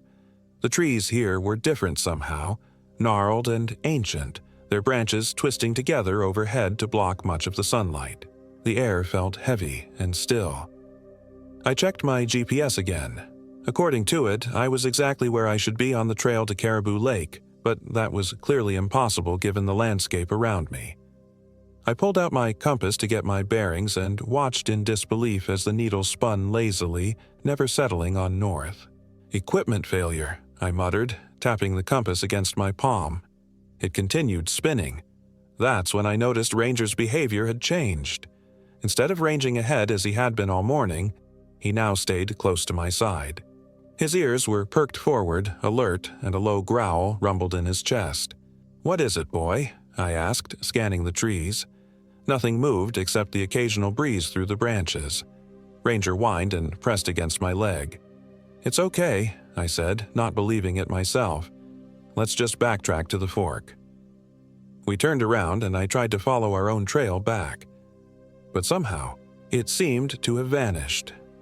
Where there had been clear signs of our passage before, Broken twigs, disturbed leaves. Now there was nothing. The forest floor appeared untouched. Panic began to rise in my chest. I forced it down, trying to think rationally. The sun was still visible in patches through the canopy.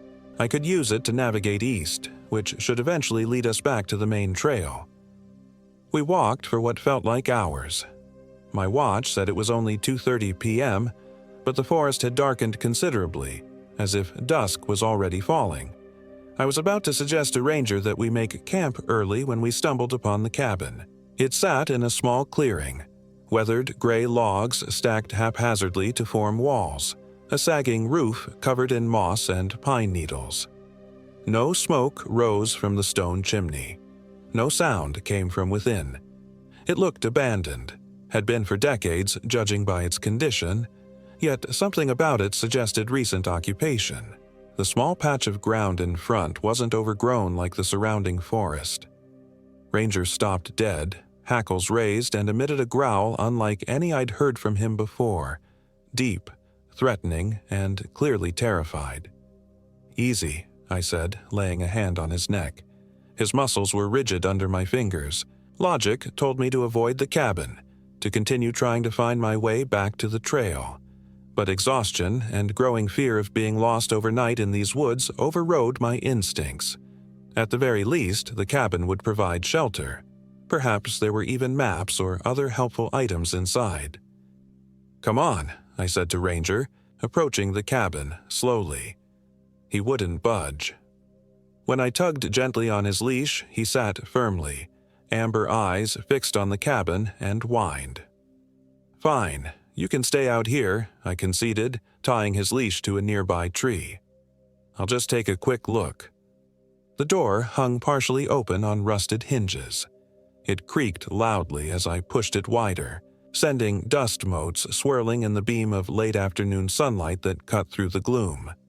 The interior was a single room with a collapsed bed frame in one corner, a rough-hewn table with a single chair, and a stone fireplace. Papers and what looked like old leather-bound books were scattered across the floor. Despite the disarray, there was that same strange sense of recent habitation. No cobwebs draped the corners. No small animal tracks marked the dusty floor except for my own fresh footprints. I knelt to examine one of the books, carefully opening its brittle cover. The handwritten text inside was faded but legible, a journal of some kind. I squinted in the dim light to make out the words. April 18th, 1852. The miners came again today, threatened to burn me out if I don't leave these mountains. They fear what they don't understand. The forest gives me what I need, and I give back in turn. The balance must be maintained. I flipped forward several pages. June 3rd, 1852. Found Erickson's boy wandering near the creek. Lost for 2 days, he said. Those woods have a way of turning a man around. I set him right, sent him home with a charm for protection. His father will still call me witch, but perhaps now his mother will convince him to leave me be. Another page. August 29th, 1852. They are coming. I can feel it. The trees whisper warnings. I have prepared the sacrifice. What lives in these woods must be fed, or it turns hungry eyes elsewhere. I will not be their victim. The final entry was written in a shaky, desperate hand. September 5th, 1852. They took me today, dragged me from my cabin, called me hag, devil woman, said I took the children. I tried to explain. The forest takes what it wants. I only guide it, channel it. They wouldn't listen. I am to hang tomorrow. But they don't understand. Death is not the end in these mountains. The balance must be maintained. I have made my arrangements.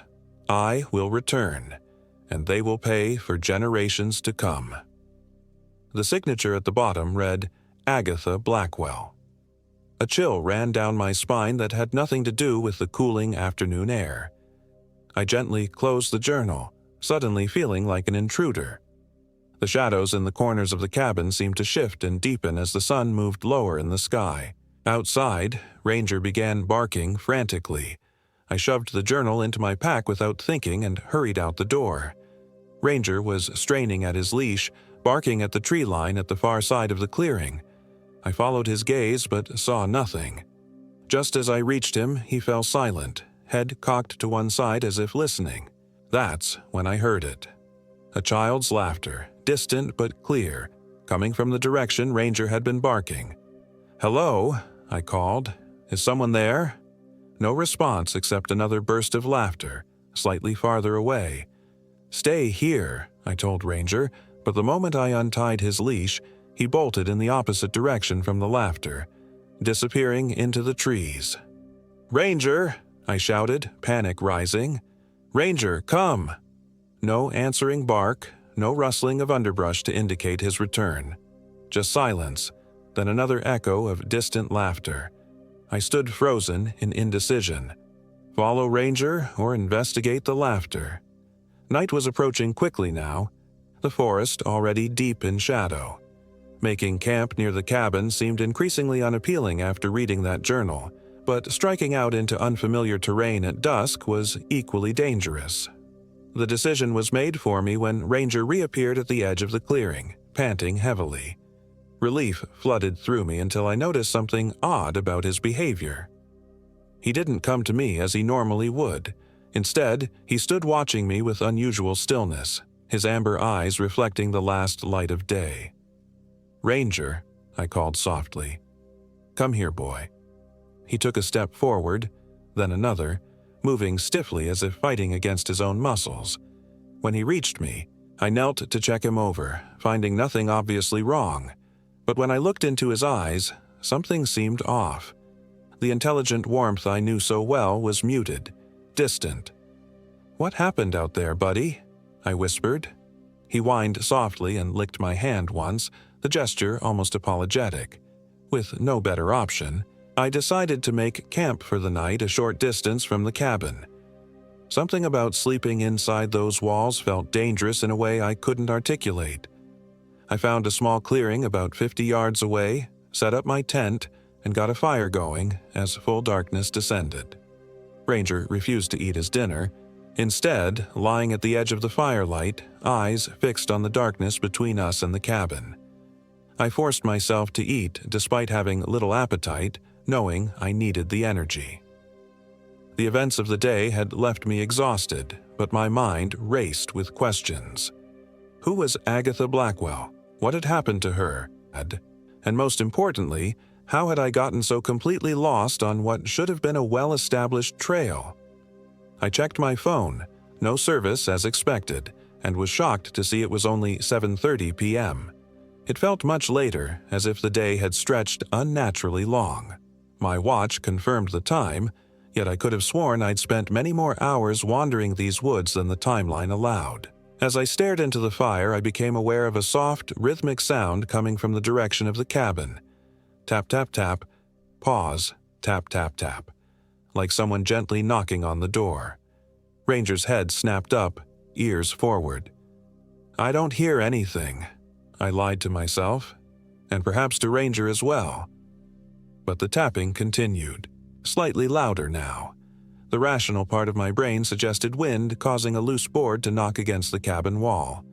The increasingly panicked part suggested I pack up right now and hike through the night, dangers be damned. I compromised by crawling into my tent, zipping it securely and trying to sleep with Ranger pressed against my side. The tapping eventually stopped, or perhaps I simply stopped noticing it as exhaustion claimed me. My dreams that night were fragmented and disturbing. I was running through endless forest, the trees gradually transforming into grasping hands that tore at my clothes and skin. A woman's voice called my name, over and over, growing more insistent with each repetition. Mason, Mason, Mason. I woke with a start, disoriented. The interior of the tent was pitch black. No moonlight filtered through the nylon walls. I reached for my phone to check the time and found it dead despite having over 60% battery when I'd fallen asleep. More disturbing was the absence of Ranger's warm body beside me. The spot where he'd been sleeping was cold, suggesting he'd been gone for some time. "Ranger?" I called softly, unzipping the tent flap. The clearing outside was transformed. A thick, unnatural fog covered everything, glowing faintly with its own inner light. My campfire was out, not even embers remaining. Through the mist, the dark shape of the cabin was just visible, and, my heart stuttered, a light glowed in its single window where no light had been before. I called for Ranger again, louder this time. My voice seemed absorbed by the fog, traveling no distance at all. Against every instinct screaming at me to stay put until daylight, I pulled on my boots and jacket and stepped out of the tent. The fog swirled around my legs, unnaturally cold and somehow heavy, as if it had physical substance. I took a few steps toward where I thought the cabin was and stumbled over something soft. Looking down, my blood froze. It was my backpack, which should have been inside the tent with me, opened and its contents strewn about. The journal I'd taken from the cabin lay open, its pages rustling despite the absolute stillness of the air. Next to it was Ranger's collar, but no sign of Ranger himself. Panic fully took hold now. I spun in place, calling Ranger's name over and over. The fog seemed to thicken with each shout, pressing in around me. I couldn't see my tent anymore. Couldn't see anything but swirling whiteness and the faint glow from the cabin window. With no better option, I moved toward that light, the only landmark in the formless mist. As I approached, I saw that the cabin had changed. The sagging roof had straightened. The weathered logs appeared almost new. Warm light spilled from the window and smoke rose from the previously dormant chimney. I reached the door, my hand trembling as I raised it to knock. Before my knuckles touched wood, the door swung open. A man stood there, perhaps in his mid-40s with a full beard and exhausted eyes. He wore modern hiking clothes similar to my own. "There you are," he said as if he'd been expecting me. "Was wondering if you'd make it before dawn. Come in, come in." Too stunned to do anything else, I entered the cabin. The interior had transformed as completely as the exterior. The collapsed bed now stood sturdy in the corner, covered with fresh blankets. A fire crackled in the stone fireplace. The table held an oil lamp, its flame the source of the light I'd seen, and 2 steaming mugs. "You look like you've seen a ghost," the man said with a chuckle that didn't reach his eyes. "I'm Richard Cortez." He extended a hand. Reflexively, I shook it, finding his palm ice-cold despite the warmth of the cabin. "Mason Everett," I replied, then added, "Have you seen a dog? A German shepherd? He's mine, and he's missing." Richard's expression shifted subtly. "No dogs here, just you and me and her." "Her?" I asked, the hairs on my arms rising. Richard gestured to one of the mugs on the table.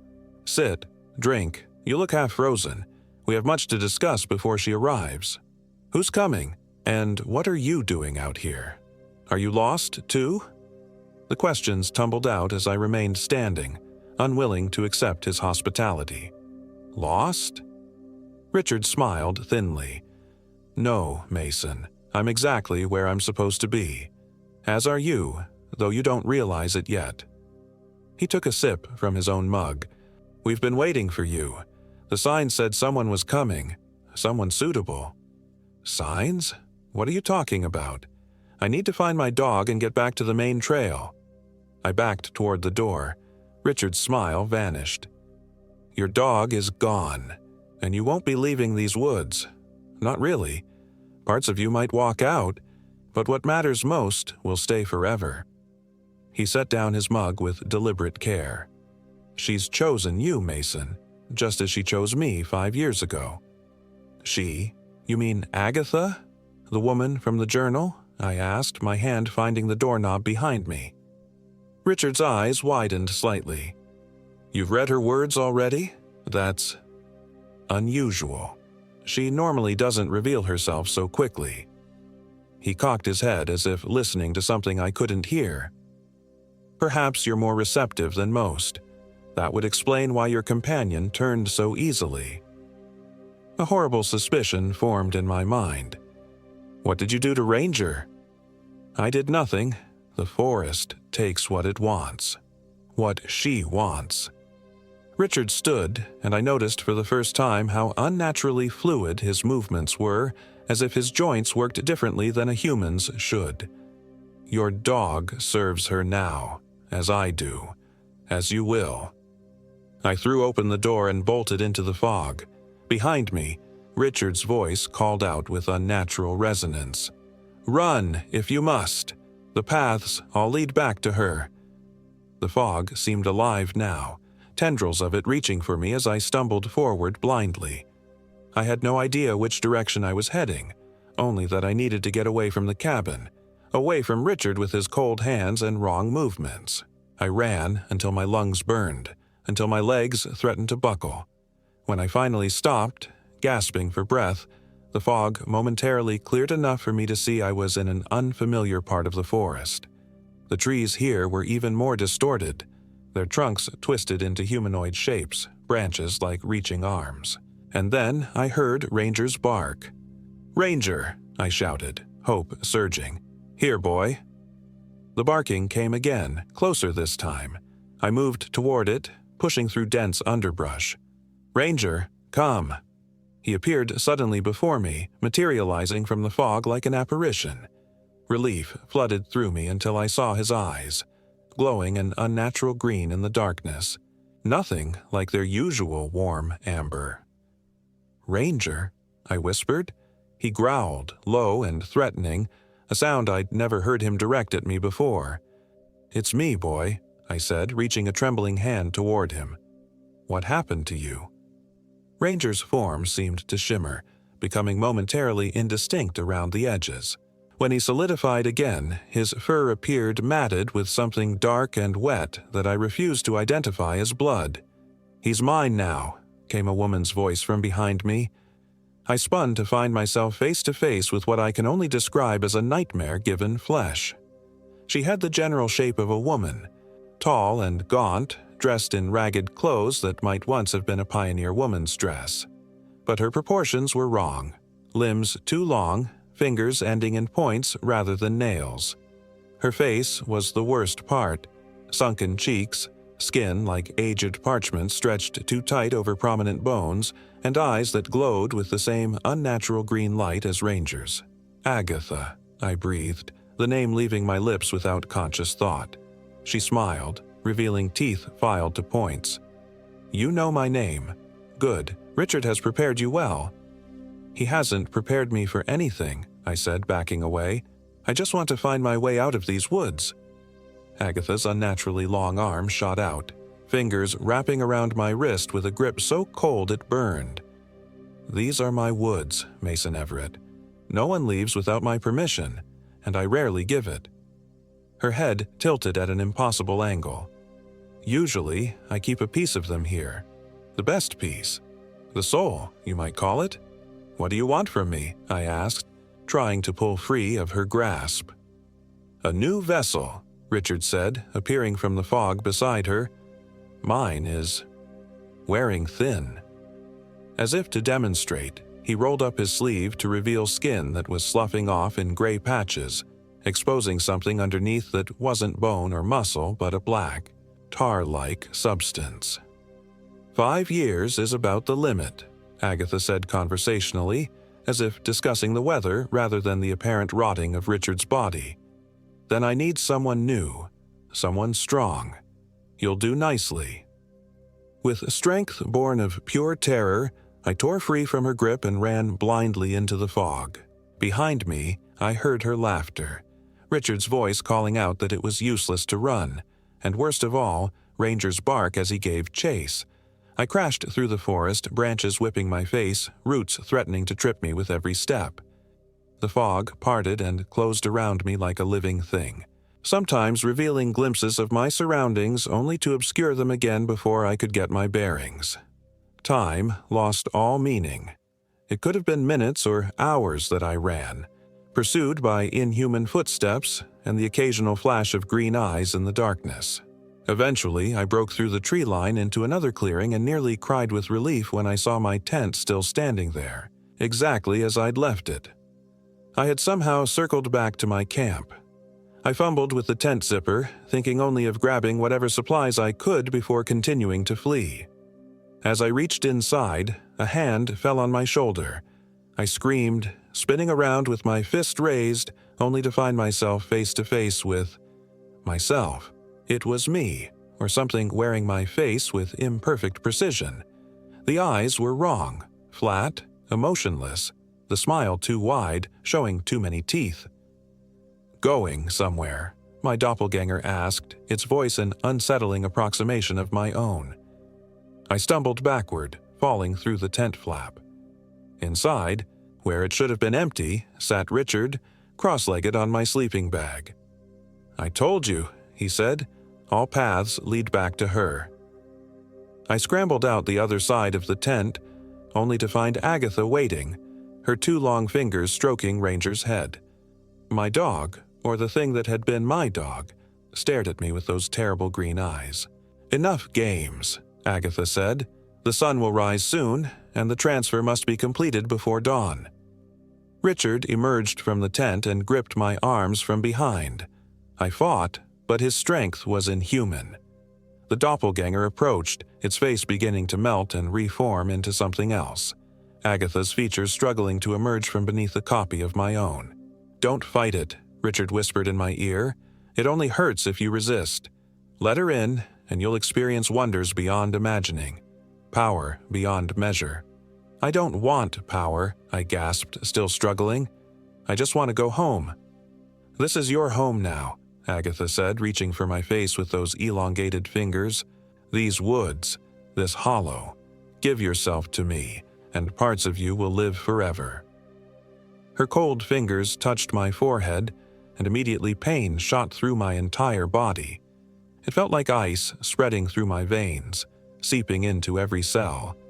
I screamed, a sound that didn't seem human even to my own ears. Through the haze of agony, I became aware of another sound.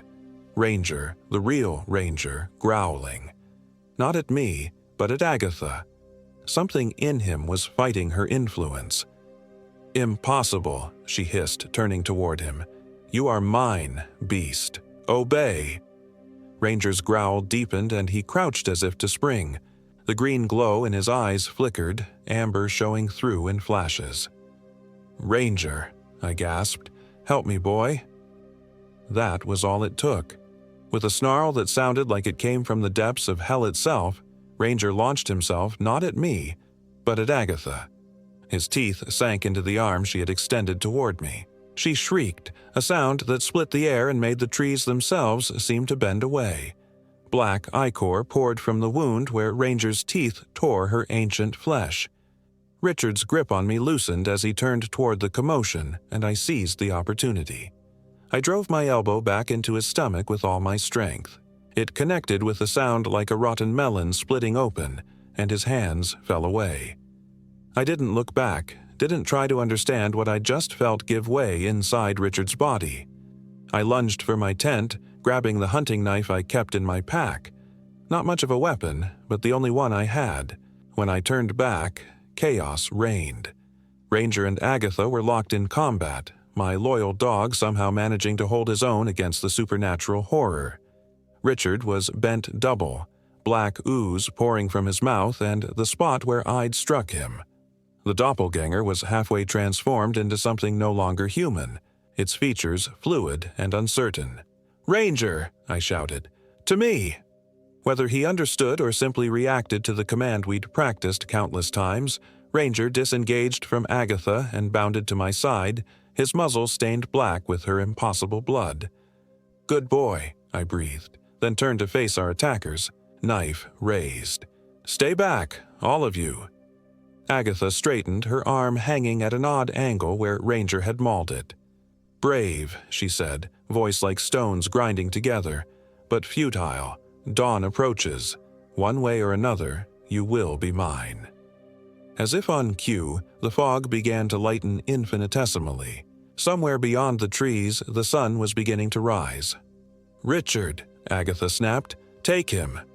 Richard straightened with visible effort, more black fluid dripping from between his lips. He took one shambling step toward me, then another. I raised the knife higher. "Stay back." he ignored the warning, reaching for me with hands that now seemed to be molting, flesh sloughing off to reveal the darkness beneath. "Ranger, defend!" I commanded. My dog launched himself at Richard, catching the man's arm in powerful jaws. Richard didn't cry out in pain. Instead, he looked down at Ranger with an expression almost like relief. "Thank you," he whispered. Then his body simply collapsed. There's no other word for it. Like a puppet with its strings cut, he folded in on himself, flesh dissolving into a puddle of that black, tar-like substance. Only his clothes remained solid, empty shells on the ground. Agatha screamed in rage. "What have you done? He was mine!" The doppelganger, still caught in mid-transformation, let out a similar shriek and began to melt in the same way, as if Richard's dissolution had triggered its own. I backed away, Ranger at my side as Agatha advanced on us. The sky continued to lighten, paling from black to deep blue. The fog thinned further with each passing moment. "You cannot escape," Agatha snarled, though there was a new note in her voice. Urgency, perhaps even fear. "These are my woods, my hollow." "The sun's coming up," I said, sudden understanding dawning. "You're running out of time, aren't you?" Her altered face contorted with rage. "I have existed in these mountains for centuries. I will exist for centuries more, and you will serve me, Mason Everett, whether in this life or the next." She lunged for me with supernatural speed. I slashed wildly with the knife, feeling it connect with something that wasn't flesh or bone but yielded nonetheless. More black ichor sprayed from the wound, some of it splattering across my face and hands. It burned like acid and I cried out in pain. Ranger attacked again, going for her legs this time. Together we fought as the sky continued to lighten, minute by precious minute. Agatha seemed to be weakening, her movements becoming erratic, desperate. And then, just as the first direct rays of sunlight pierced the canopy, she made one final, frenzied grab for me. Her elongated fingers closed around my throat, burning cold. I plunged my knife into her chest, again and again, each strike releasing more of that caustic black fluid. "If I die," she rasped, "you die with me. You are marked now, mine forever." Ranger leapt, sinking his teeth into her throat. With a sound like tearing parchment, her head separated from her body. The fingers around my throat spasmed once, then released as her form began to dissolve like Richard's had. The last thing I saw before her face melted away was her eyes. Human now, filled with centuries of hatred, and her mouth forming words I couldn't hear but somehow understood. "I'll be waiting." Then she was gone, nothing but black sludge seeping into the forest floor. As the sunlight strengthened, even that disappeared, absorbed by the earth as if it had never existed. I collapsed to my knees, every part of me trembling with exhaustion and fading adrenaline. Ranger pressed against my side, whining softly and licking my face. His eyes were the familiar amber again, no trace of that unnatural green glow. "Good boy," I whispered, burying my face in his fur. "The best boy." We stayed that way for a long time until the morning was fully established and birds began to sing in the trees around us. The cabin was gone, not ruined or collapsed, but completely absent, as if it had never stood in the clearing at all. My tent.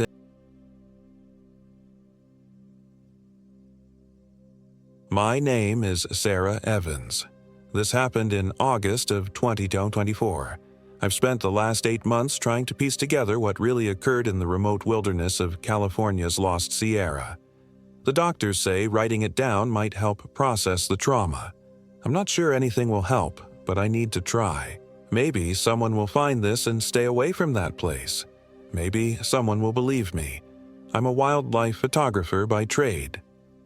At 32, I'd built a modest reputation capturing images of elusive North American predators in their natural habitats.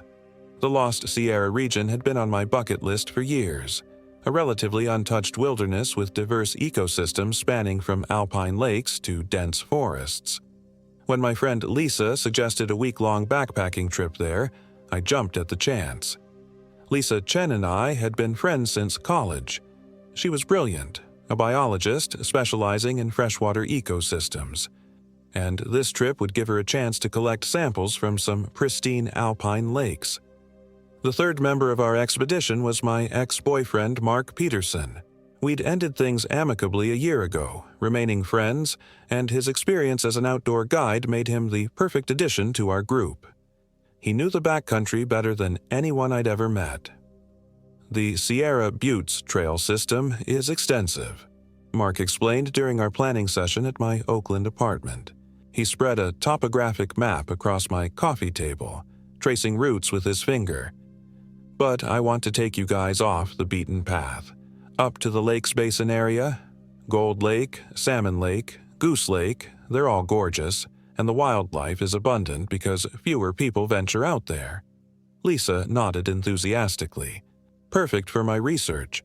Those isolated ecosystems are likely to have unique microbiological profiles. I studied the map, noticing how far we'd be from civilization. Cell reception. Mark shook his head. Spotty at best, non-existent at worst. We'll bring the satellite phone for emergencies. In retrospect, I should have paid attention to the uneasiness I felt looking at those remote areas on the map. Something about the way the contour lines crowded together, creating shadowed valleys and secluded hollows, stirred a primal warning in my gut. But I dismissed it as pre-adventure jitters. We set out on a clear Tuesday morning in August, driving Mark's Jeep Cherokee up winding mountain roads until we reached the trailhead near Graygull. The air was crisp and scented with pine, the sky a perfect cloudless blue that photographs can never quite capture. We shouldered our packs, mine heavier than usual with camera equipment, and started the hike to our first campsite near Grass Lake. The first day was everything I'd hoped for.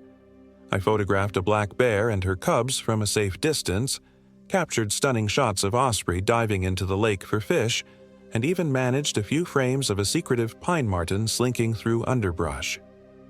We made camp as the sun began to set, pitching our tents in a small clearing near the shore. Mark built a fire, Lisa collected water samples, and I set up my portable charging station for my camera batteries.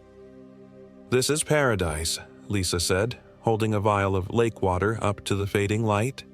"Pristine, untouched." Mark stirred a pot of dehydrated stew over the fire. "Wait until you see what's deeper in. There are places in these mountains where you can feel like the first human to ever set foot there." "Any local legends I should know about for my photo captions?" I asked, half joking. "Every wilderness has its ghost stories." Mark's expression shifted subtly. "A few. These mountains were gold country. Lot of death during the rush, mining accidents, claim disputes, starvation during harsh winters." "Spill it, Peterson," Lisa nudged. "You clearly have a story." He hesitated, then shrugged. "There's talk among the old-timers about the widow of Fraser Falls, supposedly the wife of a miner who was murdered for his claim. Story goes, she died searching for her husband in a blizzard, and now her spirit lures hikers off trails to share her fate." "Charming bedtime story," I laughed, but Lisa didn't join in. She was staring into the darkness beyond our fire, her brow furrowed. "You okay?" I asked. She blinked rapidly. "Yeah, just thought I saw... nothing. Probably a deer." That night I slept fitfully, waking several times to what sounded like whispers just outside my tent. Too articulate to be wind, too persistent to be wildlife. Each time I unzipped the door to check, I found nothing but moonlight casting strange shadows through the trees. The next morning, Lisa seemed distant during breakfast. She'd always been chatty over coffee, planning the day's activities with enthusiasm, but now she was quiet, her movements mechanical as she packed her gear. "Everything okay?" I asked. "Fine," she replied, not meeting my eyes. "Didn't sleep well. Weird dreams." We hiked deeper into the wilderness that day, climbing switchbacks toward the higher elevations of the Sierra Buttes.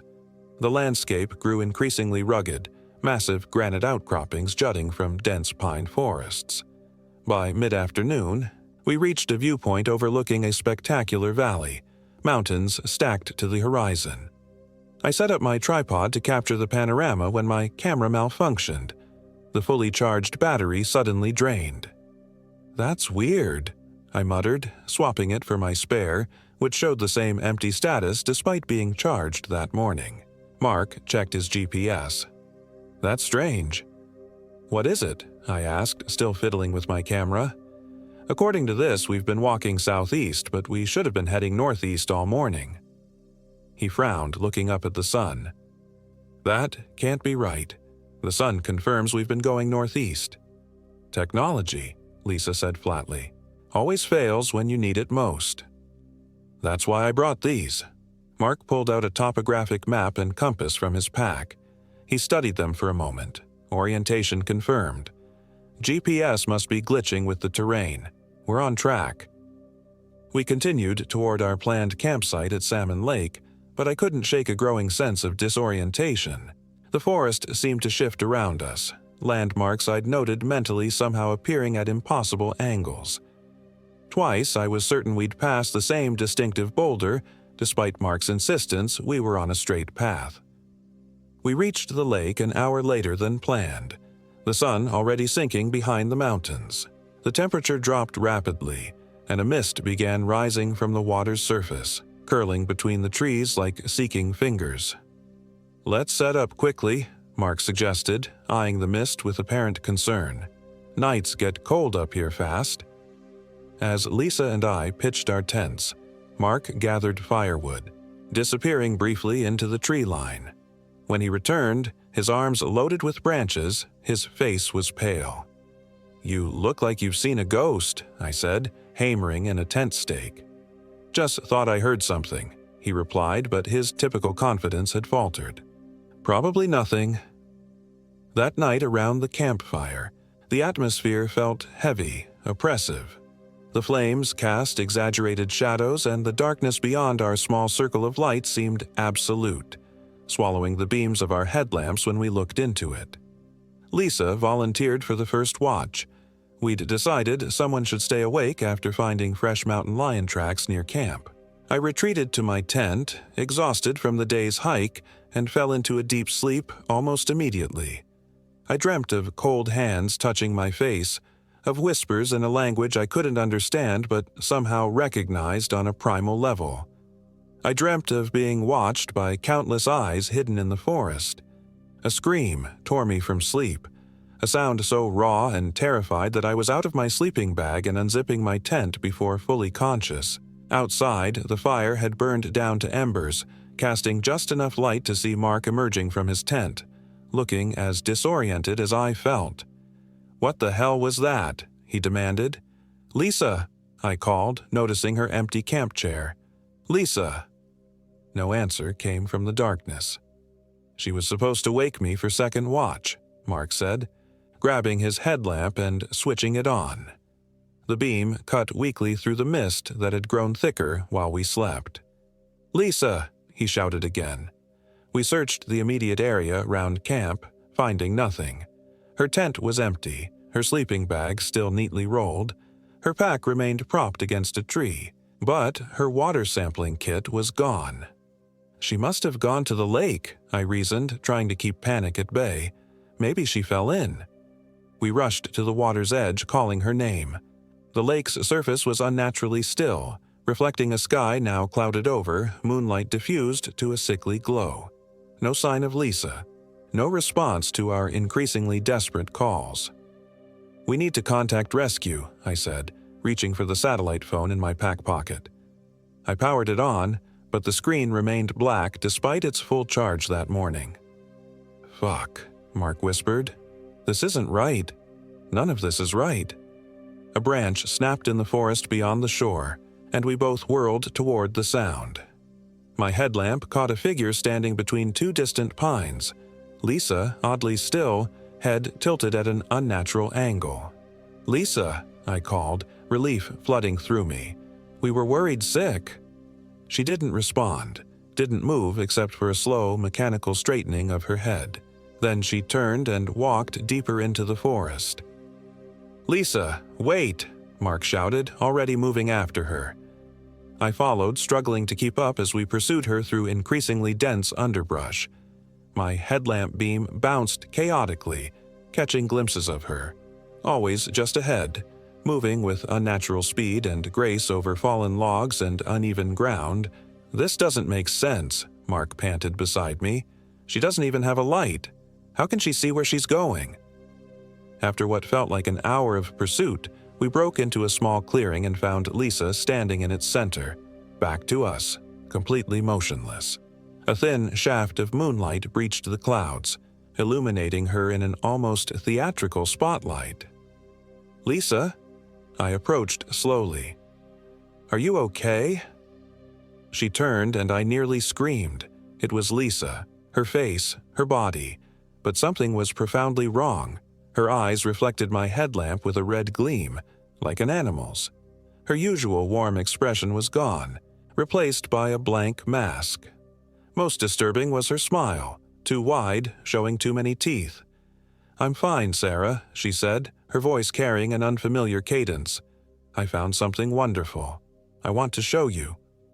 Mark grabbed my arm, pulling me back a step. "Where did you go? Why didn't you answer when we called?" Lisa's head tilted again at that impossible angle. I heard a woman crying. I followed her voice. Her smile widened further. "She's lonely. She wants to meet you both." A chill that had nothing to do with the night air crawled up my spine. "Lisa, you're scaring me. Let's go back to camp. We can talk about this in the morning." "It's not far," she continued as if I hadn't spoken.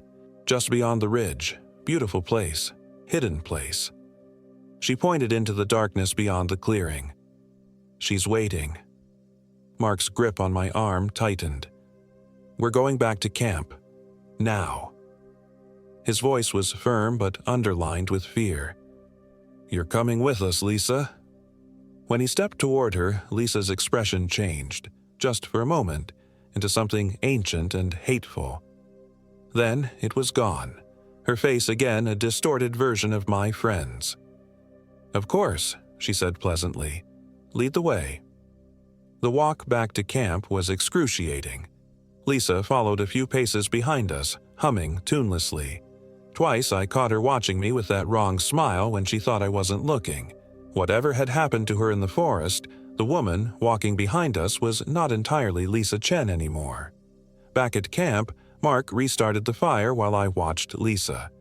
She moved methodically around her tent, arranging and rearranging items from her pack with obsessive precision. When she caught me staring, she waved with childlike enthusiasm, her movements puppet-like. "We need to get her out of here," I whispered to Mark. "Something's wrong with her." He nodded grimly. "First light, we head back to the trailhead. Keep the satellite phone close. If it starts working..." He trailed off. "What do you think happened to her?" I asked. Mark glanced over at Lisa, who was now sorting small stones by size, completely absorbed in the meaningless task. "I don't know, but I've heard stories. Hikers coming back different after getting lost. Rangers call it wilderness psychosis, brought on by dehydration, isolation, fear." He paused. "But this feels different." "The widow," I whispered, remembering his story. He didn't answer, which was answer enough. Neither of us slept that night. We took turns watching the fire and watching Lisa, who sat cross-legged by her tent, staring into the darkness with unblinking eyes. Occasionally she would whisper something too quiet to hear, as if conversing with an unseen companion. Morning brought no sun, just a lightening of the persistent mist to a pale gray shroud. We packed silently, Lisa moving with mechanical efficiency. As Mark had planned, we headed back toward the trailhead, though getting Lisa to follow proved challenging. "We need to go that way," she said repeatedly, pointing deeper into the wilderness. "She's expecting us. So rude to leave without saying hello." "Another time," Mark replied firmly, taking her by the elbow to guide her along our return path. The forest felt wrong as we hiked. Too quiet, devoid of the birds and small mammals that should have been abundant. Our footsteps made no sound on the carpet of pine needles. Even the wind had died, leaving the mist hanging motionless between the trees. After 2 hours of hiking, Mark stopped abruptly, consulting his map and compass with growing confusion.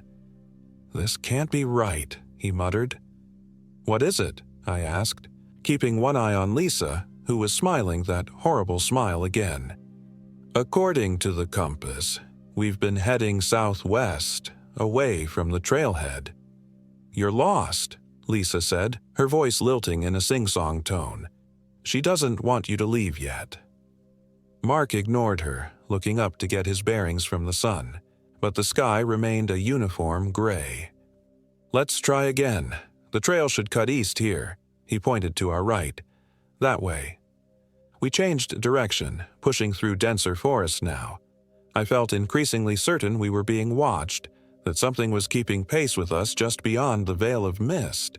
Twice I caught glimpses of movement at the periphery of my vision, a figure darting between distant trees, always female, always too quick to focus on. Around midday, we stopped in a small clearing to rest and check our location. Mark's growing frustration was evident as he pored over his map. "None of this makes sense," he said. "These landmarks don't match where we should be. It's like the forest is changing around us." "It is," Lisa said matter-of-factly. "She does that. Changes things. Moves things. It's her forest now." I grabbed her shoulders. "Lisa, snap out of it. Who are you talking about? What happened to you last night?" For a brief moment, genuine fear flashed across her features, my real friend surfacing from whatever dark tide had submerged her. "Sarah, help me," she whispered, her voice suddenly her own again. "I can feel her in my head. She's so angry, so cold." Then her expression smoothed, the alien smile returning. "Lisa isn't available right now," she said, voice once again carrying that strange cadence. "But I can take a message." Mark pulled me away from her. "We need to keep moving," he said quietly. "Try to reach the ridge. If we can get above the tree line, maybe we can orient ourselves." We continued hiking upward, the slope growing steeper. Lisa followed docilely now, humming that tuneless melody. The mist thickened as we climbed until visibility was reduced to just a few yards ahead. Without warning, the trees ended, and we found ourselves at the edge of a small, perfectly circular pond, its black water absolutely still despite the strengthening wind. The pond sat in a depression surrounded by a ring of twisted, ancient-looking pines, their branches intertwining overhead to form a canopy that filtered the gray light into something even dimmer. "This isn't on the map," Mark said, voice hushed. Lisa clapped her hands with childish delight. "We're here. She'll be so pleased." "We need to leave," I said, grabbing Mark's arm. "Now." But as we turned to retreat into the forest, we found only solid rock behind us, a sheer cliff face where moments before there had been a path. The realization hit me like a physical blow. The forest had closed around us, hurting us exactly where it, or something within it, wanted us to go. "No, no, no," Mark muttered, running his hands over the stone as if searching for a hidden passage. "This is impossible." "Not impossible," Lisa said, wandering toward the pond's edge. "Just improbable. Reality is more flexible than you think, especially in thin places like this." She crouched, trailing her fingers through the black water, places where the boundaries wear thin. The wind picked up suddenly, swirling the mist into ghostly shapes above the pond's surface. A low moaning filled the air. Not wind through trees, but something almost vocal, almost words. "She's coming," Lisa said happily. "She's been so lonely." The mist coalesced, thickening over the center of the pond into an approximation of a human figure, female, draped in what looked like tattered clothing from another century.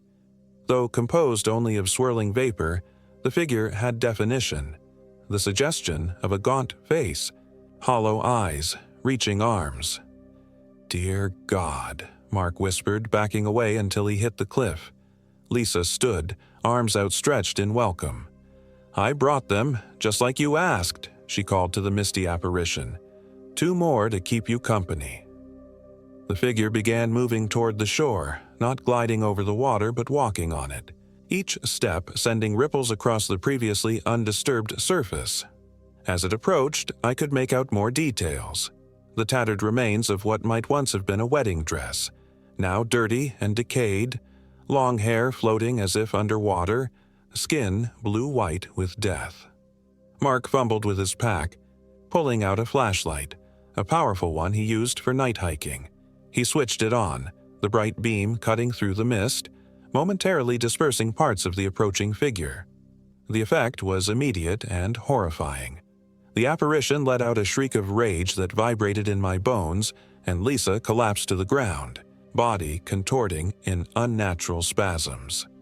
"The light hurts it," Mark shouted above the wind and that terrible shrieking. "We need to go, now." He kept the beam trained on the mist woman, who seemed unable to fully reform in its glare. I rushed to Lisa, who had stopped convulsing and now lay unconscious. "Lisa!" I shook her. "Lisa, wake up!" Her eyes fluttered open, her normal eyes filled with pain and confusion. "Sarah? Where are we?" Her voice was her own again. "No time," I said, pulling her to her feet. "We need to run." "But where?" The cliff behind us remained solid, and the only visible exit from the pond clearing was on the far side, past the shrieking apparition. Mark seemed to reach the same conclusion. "We have to go through it," he said, voice tight with controlled panic. "The light seems to weaken it. Stay close behind me." With Lisa still dazed between us, we began edging around the pond's perimeter. Mark kept his light trained on the mist figure, which retreated slightly from the beam but continued its unearthly howling. The wind whipped violently now, clawing at our clothes and hair, carrying whispers that somehow cut through the shrieking, promises, threats, pleas for companionship in that lonely, forgotten place. We were halfway around when Lisa suddenly stiffened, her eyes rolling back in her head. "She's coming back," she gasped. "I can't stop her. I'm sorry. I'm so sorry." Her body went rigid, then relaxed in a way that suggested something else now controlled its movements. "That's cheating," she said in that wrong voice, and before I could stop her, she lunged at Mark, clawing for the flashlight. Mark stumbled backward in surprise, momentarily lowering the light. In that instant, the mist surged forward, enveloping him in its cold embrace. I heard his scream, a sound of pure terror that I'll never forget, as the formless cloud tightened around him like constricting bands. The flashlight fell from his hand, rolling to the pond's edge where Lisa quickly snatched it up. "Mark!" I screamed, lunging toward him, but Lisa grabbed my arm with inhuman strength. "Your turn will come," she said, smiling that terrible smile. "She's been alone so long. She needs friends who can never leave." Within the mist, I could see Mark struggling, his movements growing weaker as the apparition seemed to solidify around him, through him. His scream became a choked gurgle, then silence. When the mist retreated moments later, he crumpled to the ground, his body shriveled as if all moisture had been extracted from it, skin stretched tight over bones in a grotesque mummification. I broke free from Lisa's grip and ran, not toward Mark's body, which I knew instinctively was beyond help, but toward the gap in the trees that appeared to lead away from the pond. Behind me, Lisa laughed, a sound containing nothing of my friend. "Run, little rabbit," she called. "The woods are hers. All paths lead back here eventually." I didn't look back, plunging into the forest with no plan beyond putting distance between myself and the horror at the pond. The mist swirled around me, sometimes taking on partial human shapes that reached with gossamer fingers before dissolving. I ran until my lungs burned, until my legs trembled with exhaustion. Just as Lisa had predicted, I found myself approaching water again, but not the same pond. This was larger, an actual lake that I recognized with a surge of hope. Gold Lake, one of the landmarks on our original route. Somehow, whether through luck or the forest's momentary inattention, I'd found my way back to a real place marked on our maps. Darkness was falling rapidly now, but I pushed on along the lake shore, eventually spotting something that made me sob with relief: a marked trail sign. I followed it doggedly as night closed in completely, using my headlamp to keep to the path. Each sound from the surrounding forest sent spikes of terror through me. Was it Lisa following, or something worse? I hiked through the night, terrified to stop. Dawn found me stumbling, lightheaded from exhaustion and dehydration, but still moving. The trail widened, showing more frequent signs of human passage. When I finally encountered a group of day hikers heading up from the trailhead, I collapsed, babbling about Lisa and Mark and the thing in the mist. They got me to a ranger station, where I told my story again and again. To rangers, to search and rescue teams, finally to police. No one believed me, of course. They attributed my story to exposure, dehydration, possibly toxic plants I might have inadvertently ingested. Search parties found no sign of Mark or Lisa in the areas I described. No pond matching my description was located. The satellite phone, when examined, worked perfectly. After 3 days, they found Lisa wandering near Gold Lake, dehydrated and confused. She remembered nothing of our ordeal, claiming we'd gotten separated during a routine hike. With no evidence of foul play and Mark still missing, the authorities focused their investigation on him. Perhaps he'd had an accident. Perhaps he'd abandoned us. Perhaps, some suggested quietly, I had something to do with his disappearance. I was hospitalized briefly for physical exhaustion and what doctors termed an acute stress reaction. Lisa visited once, sitting silently by my bedside. When I finally gathered courage to meet her eyes, I saw only my old friend. Concerned, caring, with no trace of that wrong smile or unnatural movement. As she was leaving, she paused at the door. "I have dreams sometimes," she said quietly. "About a woman in the mist. About Mark. About things I might have done." She turned back, her expression haunted. "Are they just dreams, Sarah?" I didn't answer. Couldn't answer. The search for Mark was eventually abandoned. I've recovered physically, but sleep remains elusive.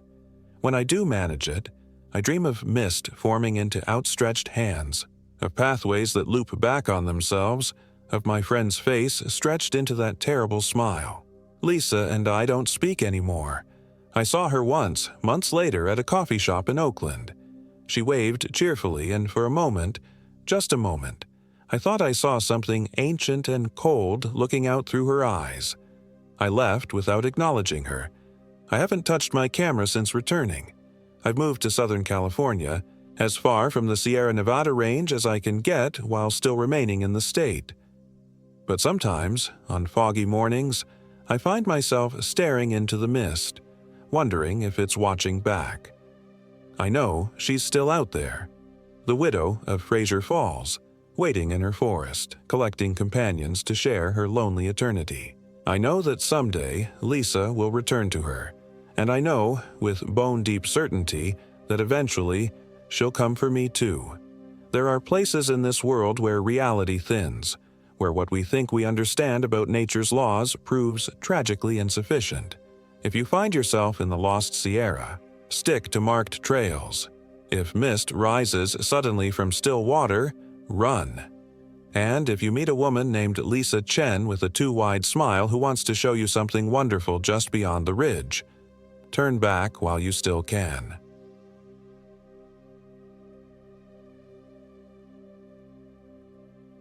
My name is Grace Winters.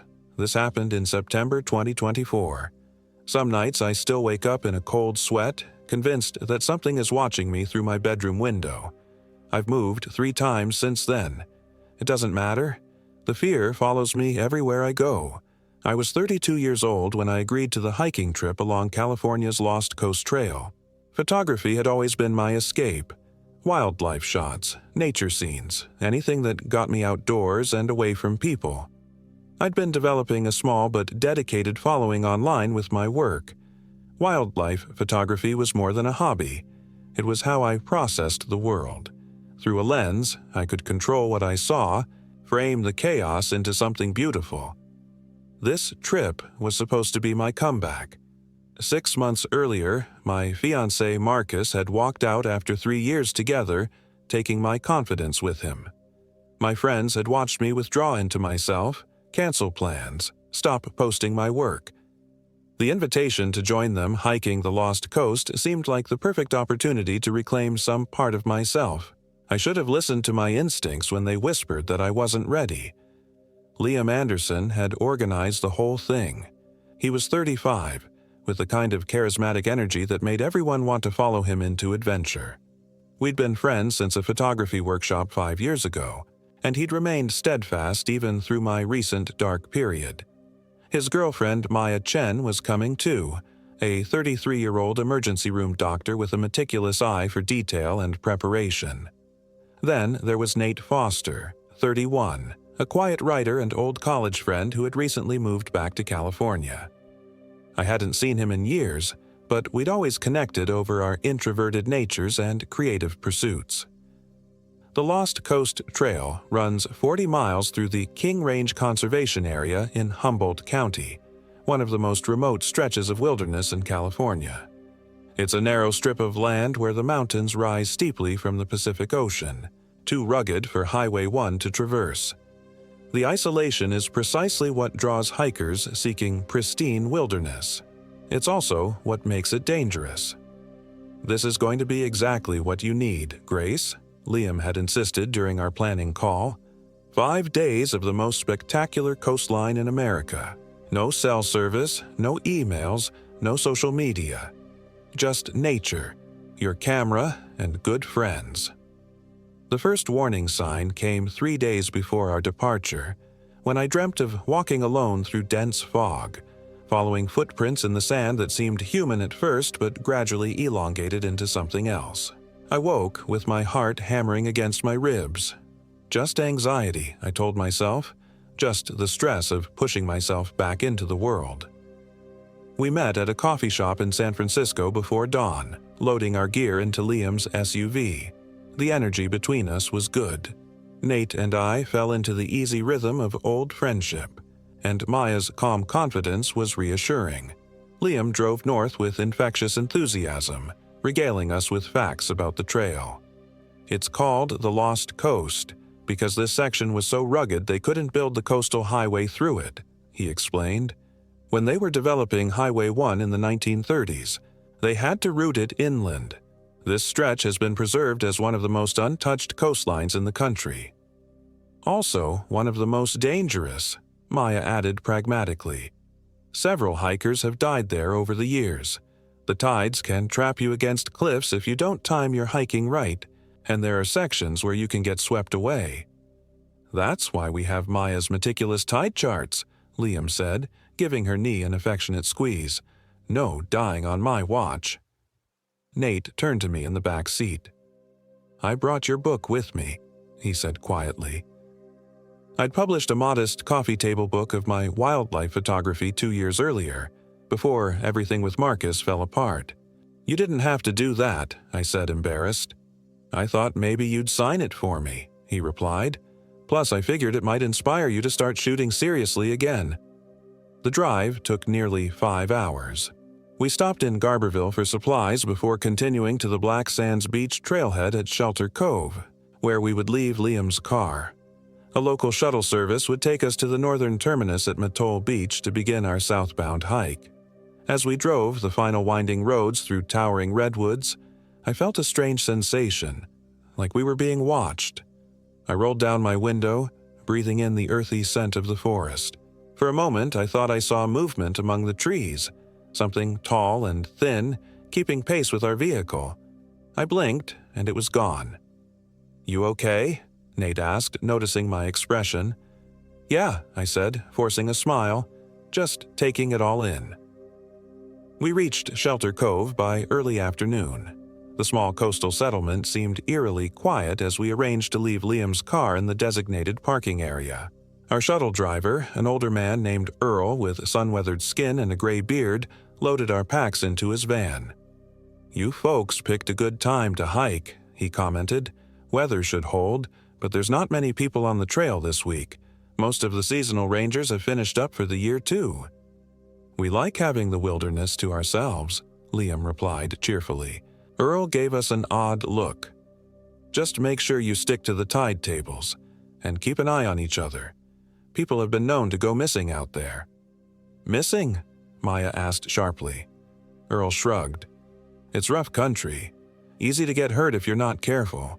And there's been stories since I was a kid. Local legends about the lost coast. What kind of legends? I found myself asking. Oh, you know, every wilderness has its tales. He seemed suddenly reluctant to elaborate.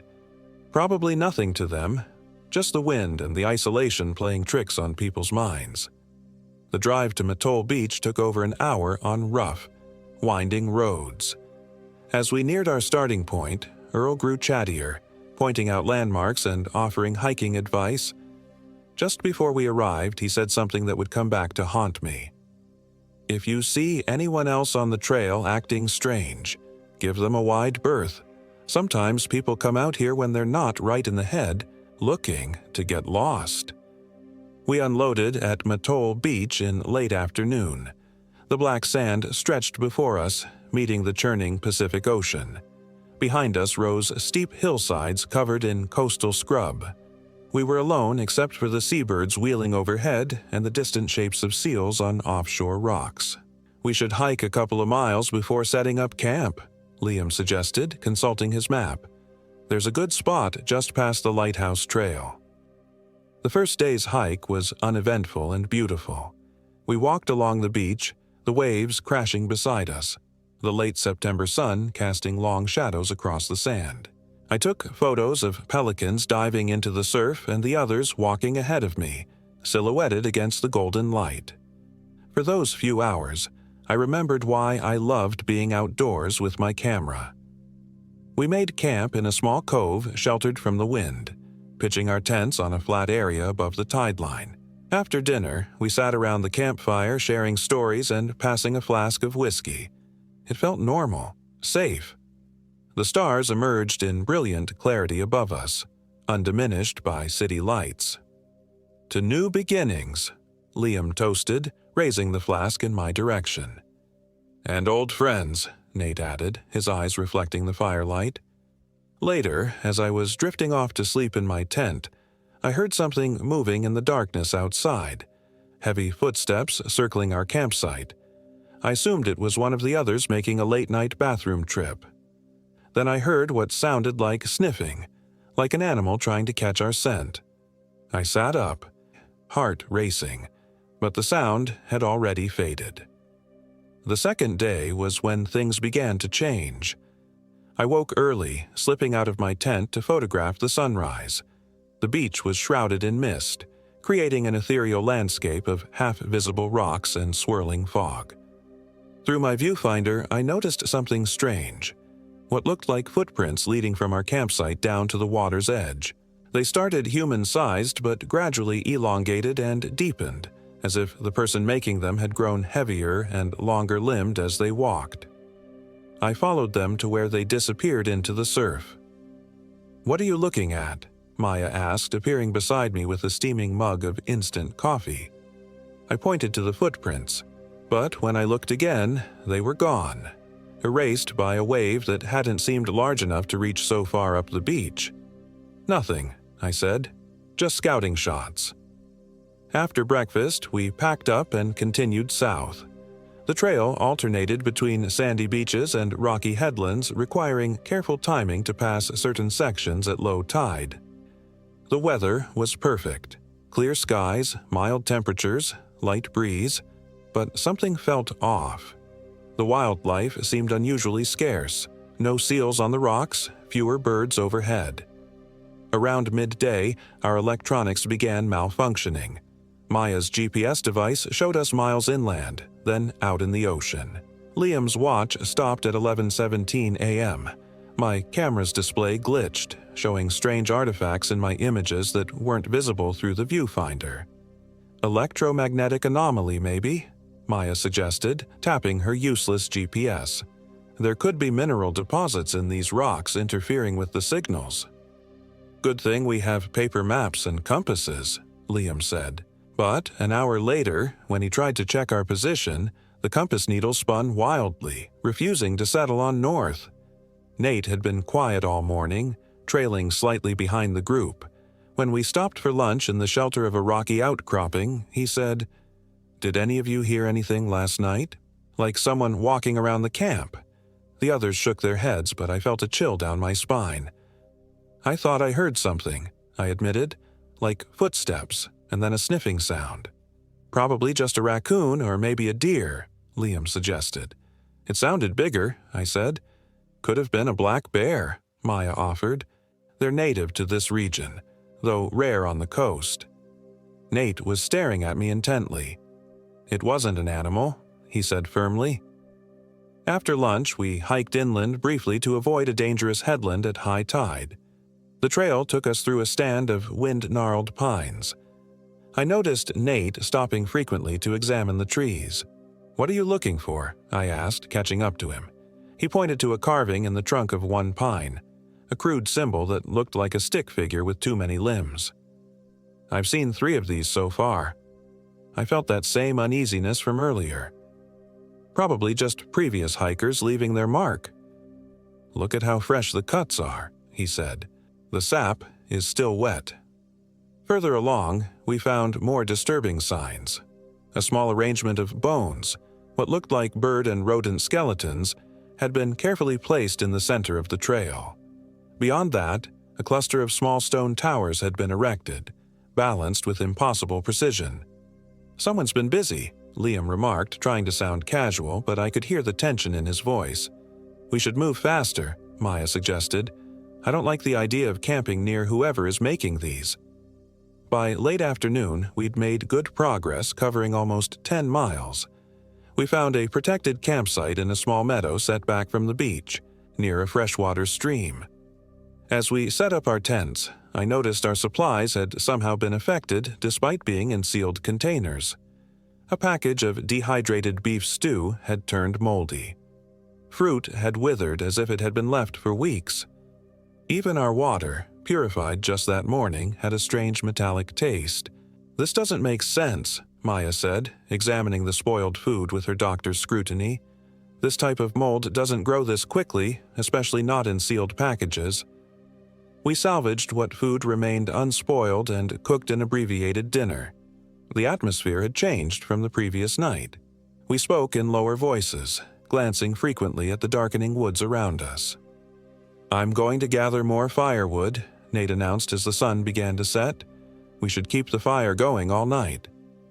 "Don't go far," I said, surprising myself with my concern.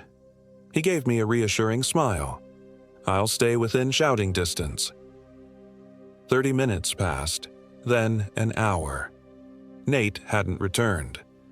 "I'm getting worried," I said to Liam and Maya. "He should have been back by now." "Let's give him a few more minutes," Liam suggested. "He might have just gone a bit farther than planned." But as darkness fell completely, our concern grew into alarm. We called his name, our voices echoing through the trees. No response.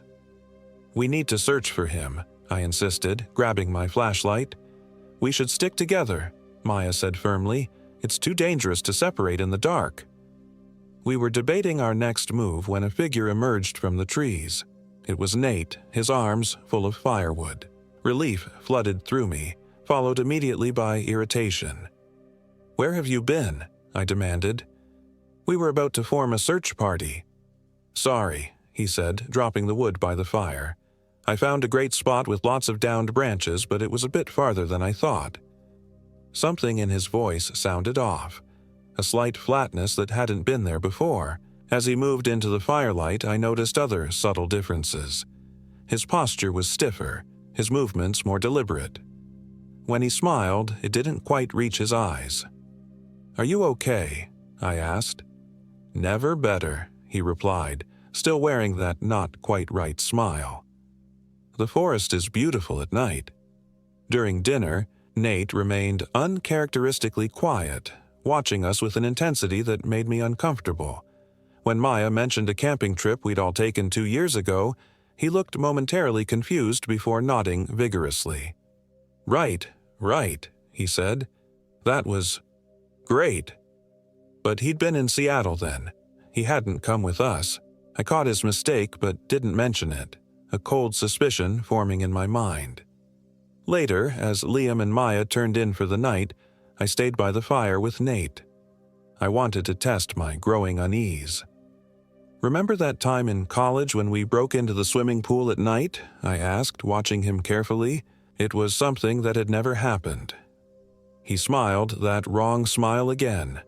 How could I forget? That was crazy. My blood ran cold. I managed to keep my expression neutral as I made an excuse about being tired and retreated to my tent. Inside, I lay awake, listening to him moving around the campsite. Something was very wrong with Nate, or whatever was pretending to be Nate. I must have eventually fallen asleep because I woke suddenly in the middle of the night. My watch read 3:17 a.m. I heard whispers just outside my tent, a voice that approximated Nate's but with a strange, rhythmic cadence, speaking words I couldn't understand. I lay perfectly still, barely breathing, as the zipper of my tent began to move slowly upward. Through the narrow opening, I saw an eye peering in, an eye that looked like Nate's but was somehow wrong. The pupil seemed to reflect the darkness rather than absorb it. I reached for my flashlight and shined it directly at the opening. The eye disappeared, and I heard retreating footsteps. I didn't sleep again that night. Dawn brought a heavy fog that obscured everything beyond 20 feet. I emerged from my tent to find Liam already up, boiling water for coffee. "Did you sleep okay?" he asked. "No," I admitted. "I don't think Nate is himself." Liam frowned. "What do you mean?" I told him about the false memory, the middle-of-the-night encounter. As I spoke, Maya emerged from her tent, listening with growing concern. "That's disturbing," she acknowledged when I finished. "But there could be explanations. He might have been disoriented after getting lost in the woods. Maybe he has a fever or ate something that disagreed with him." "He tried to come into my tent in the middle of the night," I insisted. "And his eyes, there's something wrong with his eyes." "Where is he now?" Liam asked, looking around.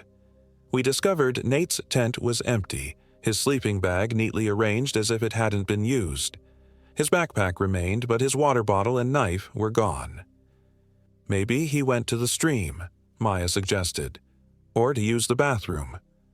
We called for him, our voices muffled by the dense fog. No answer. "We should look for him," Liam decided, "but stay together." We searched the area around our campsite, finding nothing until Maya spotted footprints leading toward the stream.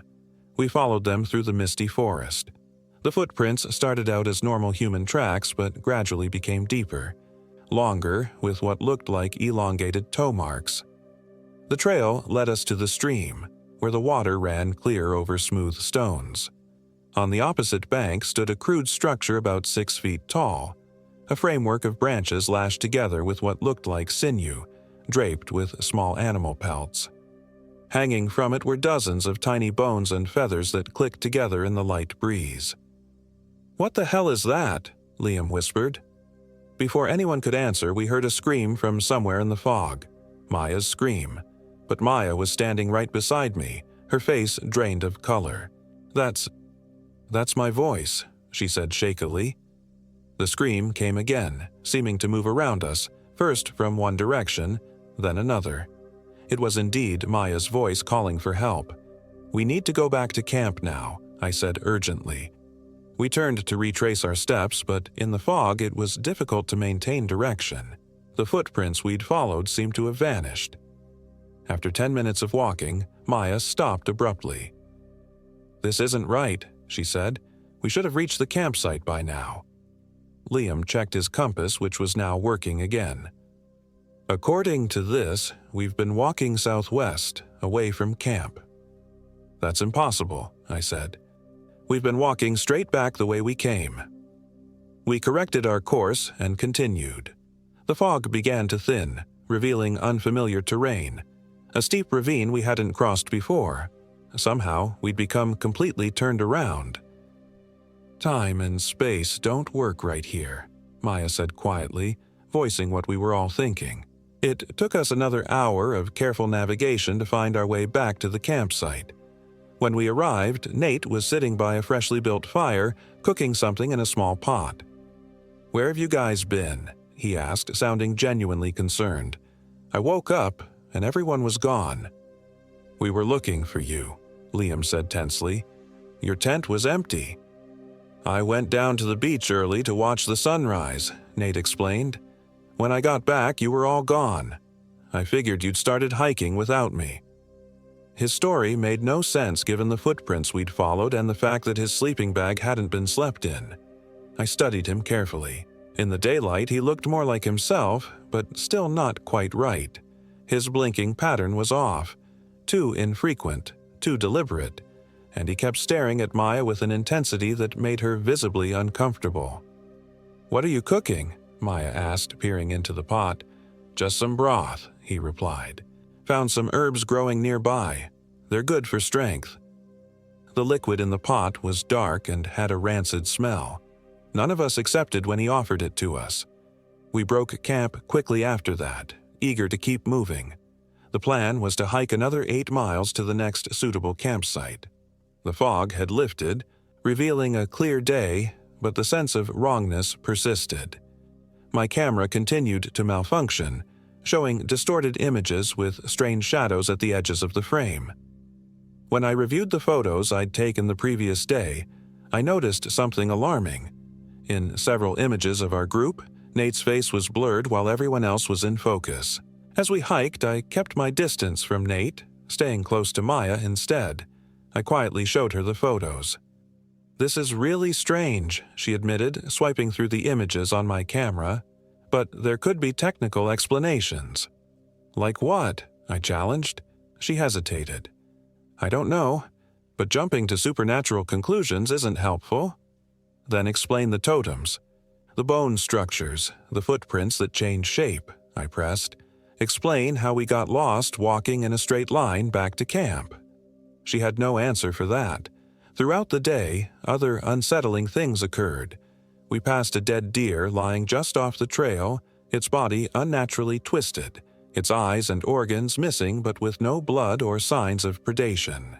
Our watches showed different times, with as much as 3 hours difference between them.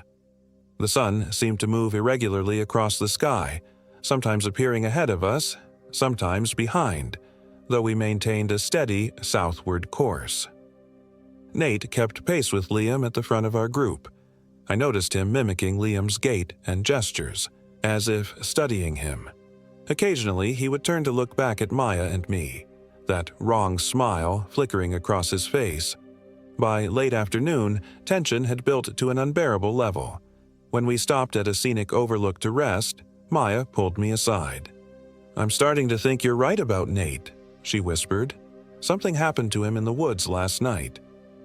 "We need to confront him," I said. "All 3 of us together." She nodded. "After we make camp. Strength in numbers." We found a campsite on a bluff overlooking the ocean, with steep cliffs on one side and dense forest on the other. As we set up our tents, I realized the strategic problem with our location. We'd effectively trapped ourselves with limited escape routes. Nate volunteered to collect water from a small spring nearby. As soon as he was out of earshot, I pulled Liam and Maya together to share our concerns. "I think we need to keep watch tonight," Liam agreed after hearing us out. "Whatever's going on with Nate, I don't want anyone alone with him." "What do you think happened to him?" Maya asked. "I don't know," I admitted, "but I don't think that's Nate anymore. Or not just Nate." We grew quiet as we heard him returning. The rest of the evening passed in strained politeness, all of us watching Nate while pretending not to. He ate little, instead watching us consume our meals with that same fixed intensity. When darkness fell, we agreed to sleep in shifts. Liam would take first watch, then me, then Maya. I dozed fitfully during my off-watch hours, jerking awake at every sound. When Liam woke me for my shift, he reported nothing unusual. I sat by the dying fire, feeding it small sticks to maintain enough light to see by. The night was unnaturally quiet. No crickets, no rustling of nocturnal animals, not even the sound of waves from the nearby ocean. About an hour into my watch, I heard Maya's voice call my name softly from the direction of the spring. "Grace, can you come here? I found something." But Maya should have been asleep in her tent. I stayed put, heart racing. "Grace, please, I need your help," the voice called again, a perfect imitation of Maya's tone and inflection. I remained by the fire, gripping my flashlight like a weapon. After a few minutes, the voice stopped. Shortly after, I heard movement in the forest, something large crashing through the underbrush, moving away from our camp. When my watch ended, I woke Maya with tremendous relief. I told her about the voice. "That's beyond creepy," she said, visibly shaken. "Do you think it's Nate doing it somehow?" I don't know what to think anymore. I returned to my tent but didn't sleep. Just before dawn, I heard Maya scream, a real scream this time, followed by shouting. I burst from my tent to find chaos. Maya was on the ground near the forest edge, clutching her leg, which was bent at an unnatural angle. Blood soaked through her pants. Liam was kneeling beside her, his face pale with shock. "What happened?" I demanded, rushing to them. "Something dragged her into the woods," Liam said, his voice shaking. "I heard her cry out and found her being pulled away. Whatever had her let go when I got close?" "It was Nate," Maya gasped through pain. "He grabbed me when I went to the bathroom. His hands, they weren't human hands anymore." I looked around wildly. "Where is he now?" "I don't know," Liam said. "He disappeared into the trees when I started shouting." Maya's leg was badly broken, the bone nearly protruding through the skin. She was losing blood and going into shock. We needed to get her help immediately, but we were at least 2 days' hike from the nearest road. The emergency beacon, I remembered. Maya had brought a satellite emergency beacon for worst-case scenarios. I dug through her pack and activated it, knowing it could take hours for help to arrive in this remote location. We did our best to stabilize Maya's leg with makeshift splints and moved her into the center of our camp, away from the forest edge. Liam and I positioned ourselves on either side of her, armed with our trekking poles and knives. "We need to stay alert," I said. "Whatever that thing is, it might come back." "You still think it's not Nate?" Liam asked. "I don't think it's ever been Nate," I replied. "Not since he went missing that first night." Hours passed. The sun rose higher, but the expected warmth didn't come with it. Instead, the air grew colder, our breath fogging in front of us despite the clear sky. Maya drifted in and out of consciousness, her face gray with pain and blood loss. The emergency beacon blinked steadily, our only hope of rescue. Around midday, we heard movement at the forest edge. Nate emerged from the trees, looking completely normal except for the dirt covering his clothes and the dried blood on his hands. "Stay back," Liam shouted, raising his trekking pole like a spear. Nate stopped, his expression puzzled. "What's going on? What happened to Maya?" "You know what happened," I said coldly. "You attacked her." He shook his head vehemently. No, I've been lost in the woods all night. I took a wrong turn coming back from the spring yesterday and couldn't find my way back until now." "Stop lying," Maya said weakly from the ground. "I saw you. I felt your hands."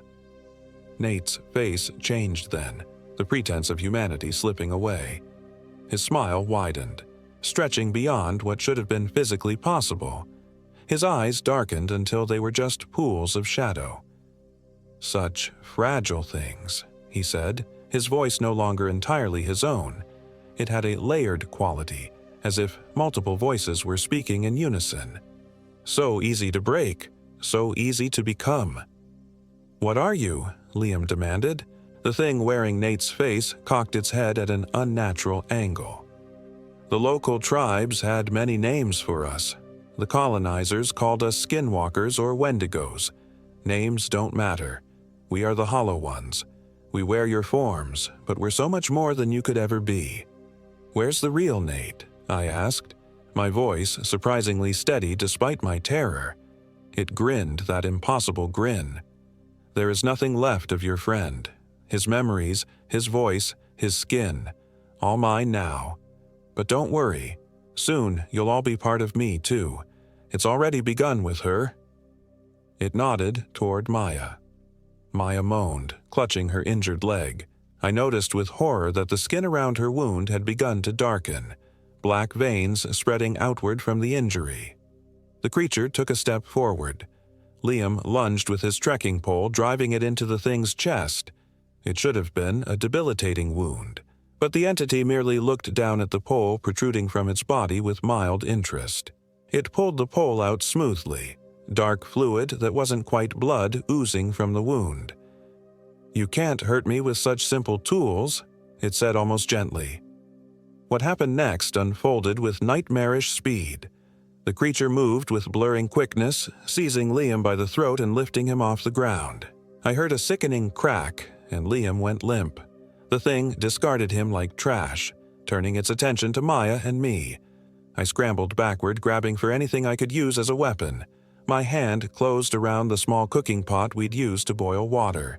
In a desperate move, I flung the contents, still hot from the morning coffee, into the creature's face. It recoiled, hissing in pain, steam rising where the liquid touched its skin.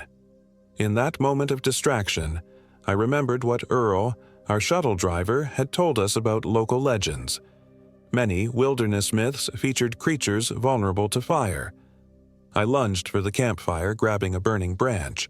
The creature recovered quickly, advancing toward me again. I thrust the flaming wood at it, and it shrank back, a look of genuine fear crossing its distorted features. "Fire," I said, understanding dawning. "You're afraid of fire." It snarled, no longer bothering to maintain Nate's appearance. Its face seemed to ripple, features becoming elongated and less human, limbs stretched and joints bent in impossible directions. I backed toward Maya, keeping the burning branch between us and the creature. "Can you move at all?" I asked her without taking my eyes off the threat. "I think so," she gasped. "With help." Using one arm to support Maya and the other to wield the fire, I began edging toward the cliff path that led down to the beach. The creature paced back and forth, looking for an opening to attack, but wary of the flames. "You can't escape," it called after us, its voice now a guttural growl. "This is my territory. I've hunted here for centuries." "Then why did you need to become Nate?" I challenged, buying time as we moved slowly backward. "Why not just kill us in our sleep that first night?" It laughed, a sound like branches breaking. "The fear makes the meat sweeter. The despair when you realize your friend is gone, replaced by something you can't comprehend. That's the real feast." We reached the edge of the cliff. The path down was steep and narrow, nearly impossible to navigate while supporting Maya's weight and keeping the creature at bay. "We'll never make it down together," Maya whispered. "Take the fire and go for help. It's the only chance." "I'm not leaving you," I insisted. The creature lunged suddenly, knocking the burning branch from my hand. It rolled away, flames extinguished on the rocky ground. I pushed Maya behind me, facing the thing that had once appeared to be my friend. "Run," Maya urged, producing a small canister from her pocket, her emergency pepper spray. "I'll buy you time." Before I could protest, she discharged the entire canister into the creature's face. It reeled back, clawing at its eyes, giving me the opening I needed. With a last agonized look at Maya, I turned and scrambled down the cliff path. Behind me, I heard Maya's scream cut short. I ran along the beach, grief and terror propelling me faster than I'd ever moved. I didn't look back until I'd covered nearly a mile. When I finally glanced over my shoulder, I saw a dark shape moving down the cliff face with inhuman speed. Not climbing, but skittering like an insect, limbs splayed at impossible angles. The tide was coming in, narrowing the beach. Soon I'd be trapped between the ocean and the cliffs with nowhere to run. I looked desperately for somewhere to hide or something to use as a weapon. About a quarter-mile ahead, I spotted a narrow sea cave in the cliff face, partially obscured by boulders. It was a risk, I could be trapping myself, but without fire to keep the creature at bay, I needed somewhere defensible. I reached the cave entrance and ducked inside just as the tide began washing over the spot where I'd been standing. The interior was surprisingly deep, the floor rising gradually above the tide line. Far enough inside to avoid the splashing waves, I paused to catch my breath and take stock of my situation. Both Maya and Liam were dead. The emergency beacon was still at our campsite, useless to me now. I had no food, no water, and no way to call for help. My phone was worthless without signal, though I checked it anyway. The screen displayed nonsensical symbols and the time read 88-18-88. A scraping sound from the cave entrance jolted me from my thoughts. A silhouette blocked the dim light, a figure that approximated human shape but moved with jerky, disjointed motions.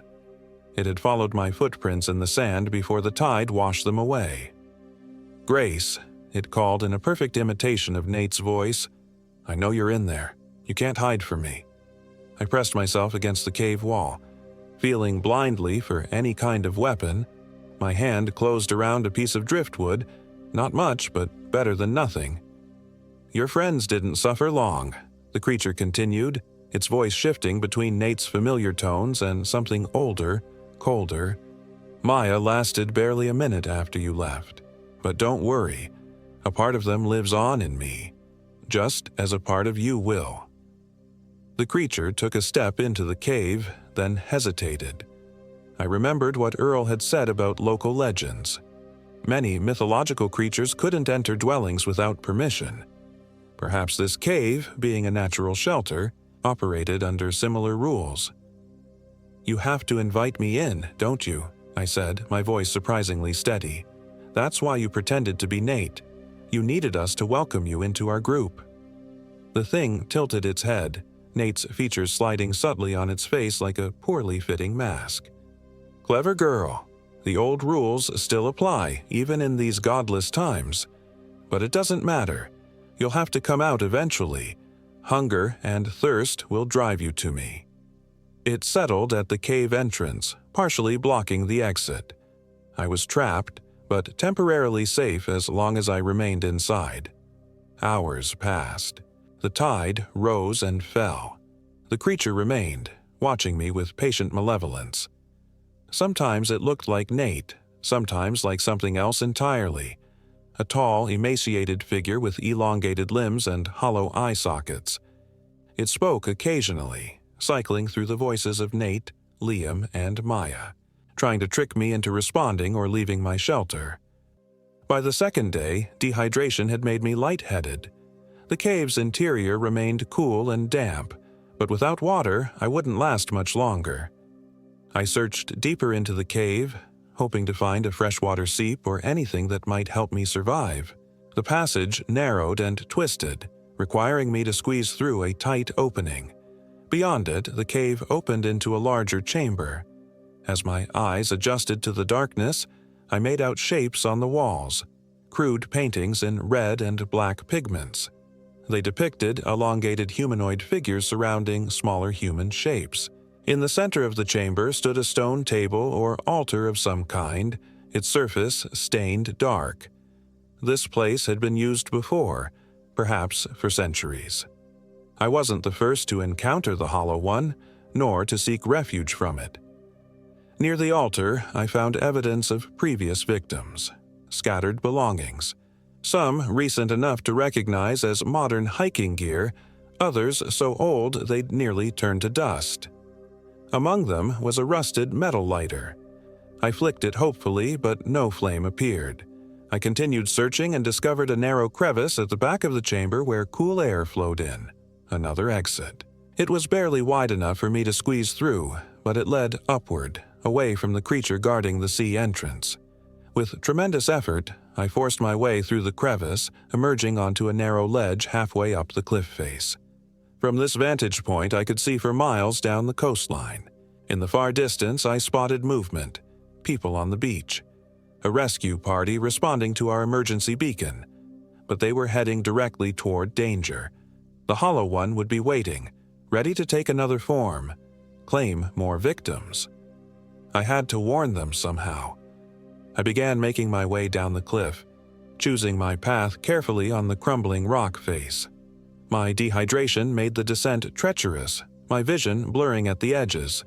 Several times I nearly fell, catching myself at the last moment. When I finally reached the beach, the rescue party was still at least a mile away. I stumbled toward them, waving my arms and shouting warnings that the wind carried away. Behind me, I sensed, rather than saw movement from the sea cave, the creature emerging, realizing its prey had escaped. I ran toward the distant figures, knowing the hollow one was faster, stronger. It would catch me before I reached help. I needed a weapon, something to keep it at bay just long enough. Scattered along the tide line were pieces of debris, driftwood, plastic trash, the remnants of human presence in this wild place. Among them, I spotted a glass bottle with a rag stuffed in the neck. Someone's discarded beach bonfire materials, waiting to be lit. The lighter I'd found in the cave. I fumbled for it in my pocket, praying it would work despite its age and exposure to the elements. After several tries, a weak flame sputtered to life. I touched it to the rag, which caught immediately. I turned to face the approaching creature, makeshift Molotov cocktail in hand. It slowed its advance, eyeing the flame warily. "Stay back," I warned, my voice raspy from thirst. "You can't run forever," it said, its form shifting between Nate's appearance and something far more ancient and terrible. "Even if you escape today, I'll find you again. And I have your scent, your fear. I'll wear the face of someone you trust, and next time, you won't see me coming." "Maybe," I acknowledged, "but today, you burn." I hurled the flaming bottle directly at the creature. It hit its chest and shattered, liquid fire spreading across its form. The hollow one shrieked, a sound no human throat could produce as flames engulfed it. It thrashed and convulsed, its shape rippling between human and monstrous as the fire consumed it. The rescue team, alerted by the commotion, was running toward me now. The creature, still burning, retreated toward the sea. But before it reached the water, it locked eyes with me one final time. Through the flames, I saw Nate's face, perfectly rendered, mouth moving to form words I couldn't hear but somehow understood. "This isn't over." Then it was gone, leaving only scorched sand and the lingering echo of its inhuman scream. The official report listed Liam as killed by a fall, Maya as succumbing to injuries from an animal attack. Nate was never found, officially categorized as missing, presumed dead. The investigating officer suggested a cougar might have been responsible, though there had been no confirmed sightings in the area for years. I told them a version of the truth, that something had attacked us, something I couldn't clearly identify. They attributed my more fantastical descriptions to trauma and dehydration. Maybe they were right. Sometimes in the bright light of day, surrounded by the comforting noise of civilization, I almost convinced myself it was all a stress-induced hallucination. But then, night falls, and I remember. After 3 months of therapy and recovery, I moved to Arizona, as far from coastal forests as I could reasonably get. I haven't picked up my camera since that day. I avoid wilderness areas. I keep fires burning in my home, even in summer. This morning, I received a text message from Nate's number, which had been inactive since his disappearance. It contained only 4 words. "Miss you. Coming soon." I've already packed my car. By the time you read this, I'll be driving south toward Mexico, seeking crowded places where ancient things fear to tread. I don't know how long I can run, but I know what happens if I stop. If you're hiking the Lost Coast and someone approaches you, someone slightly off, smiling too long, blinking too little, don't let them join your group. Don't invite them into your camp. And if you wake in the night to find your friend standing outside your tent, watching you with eyes that reflect the darkness rather than absorb it, don't open the zipper. The hollow ones are patient. They've been hunting for centuries. And now, one of them is wearing my face,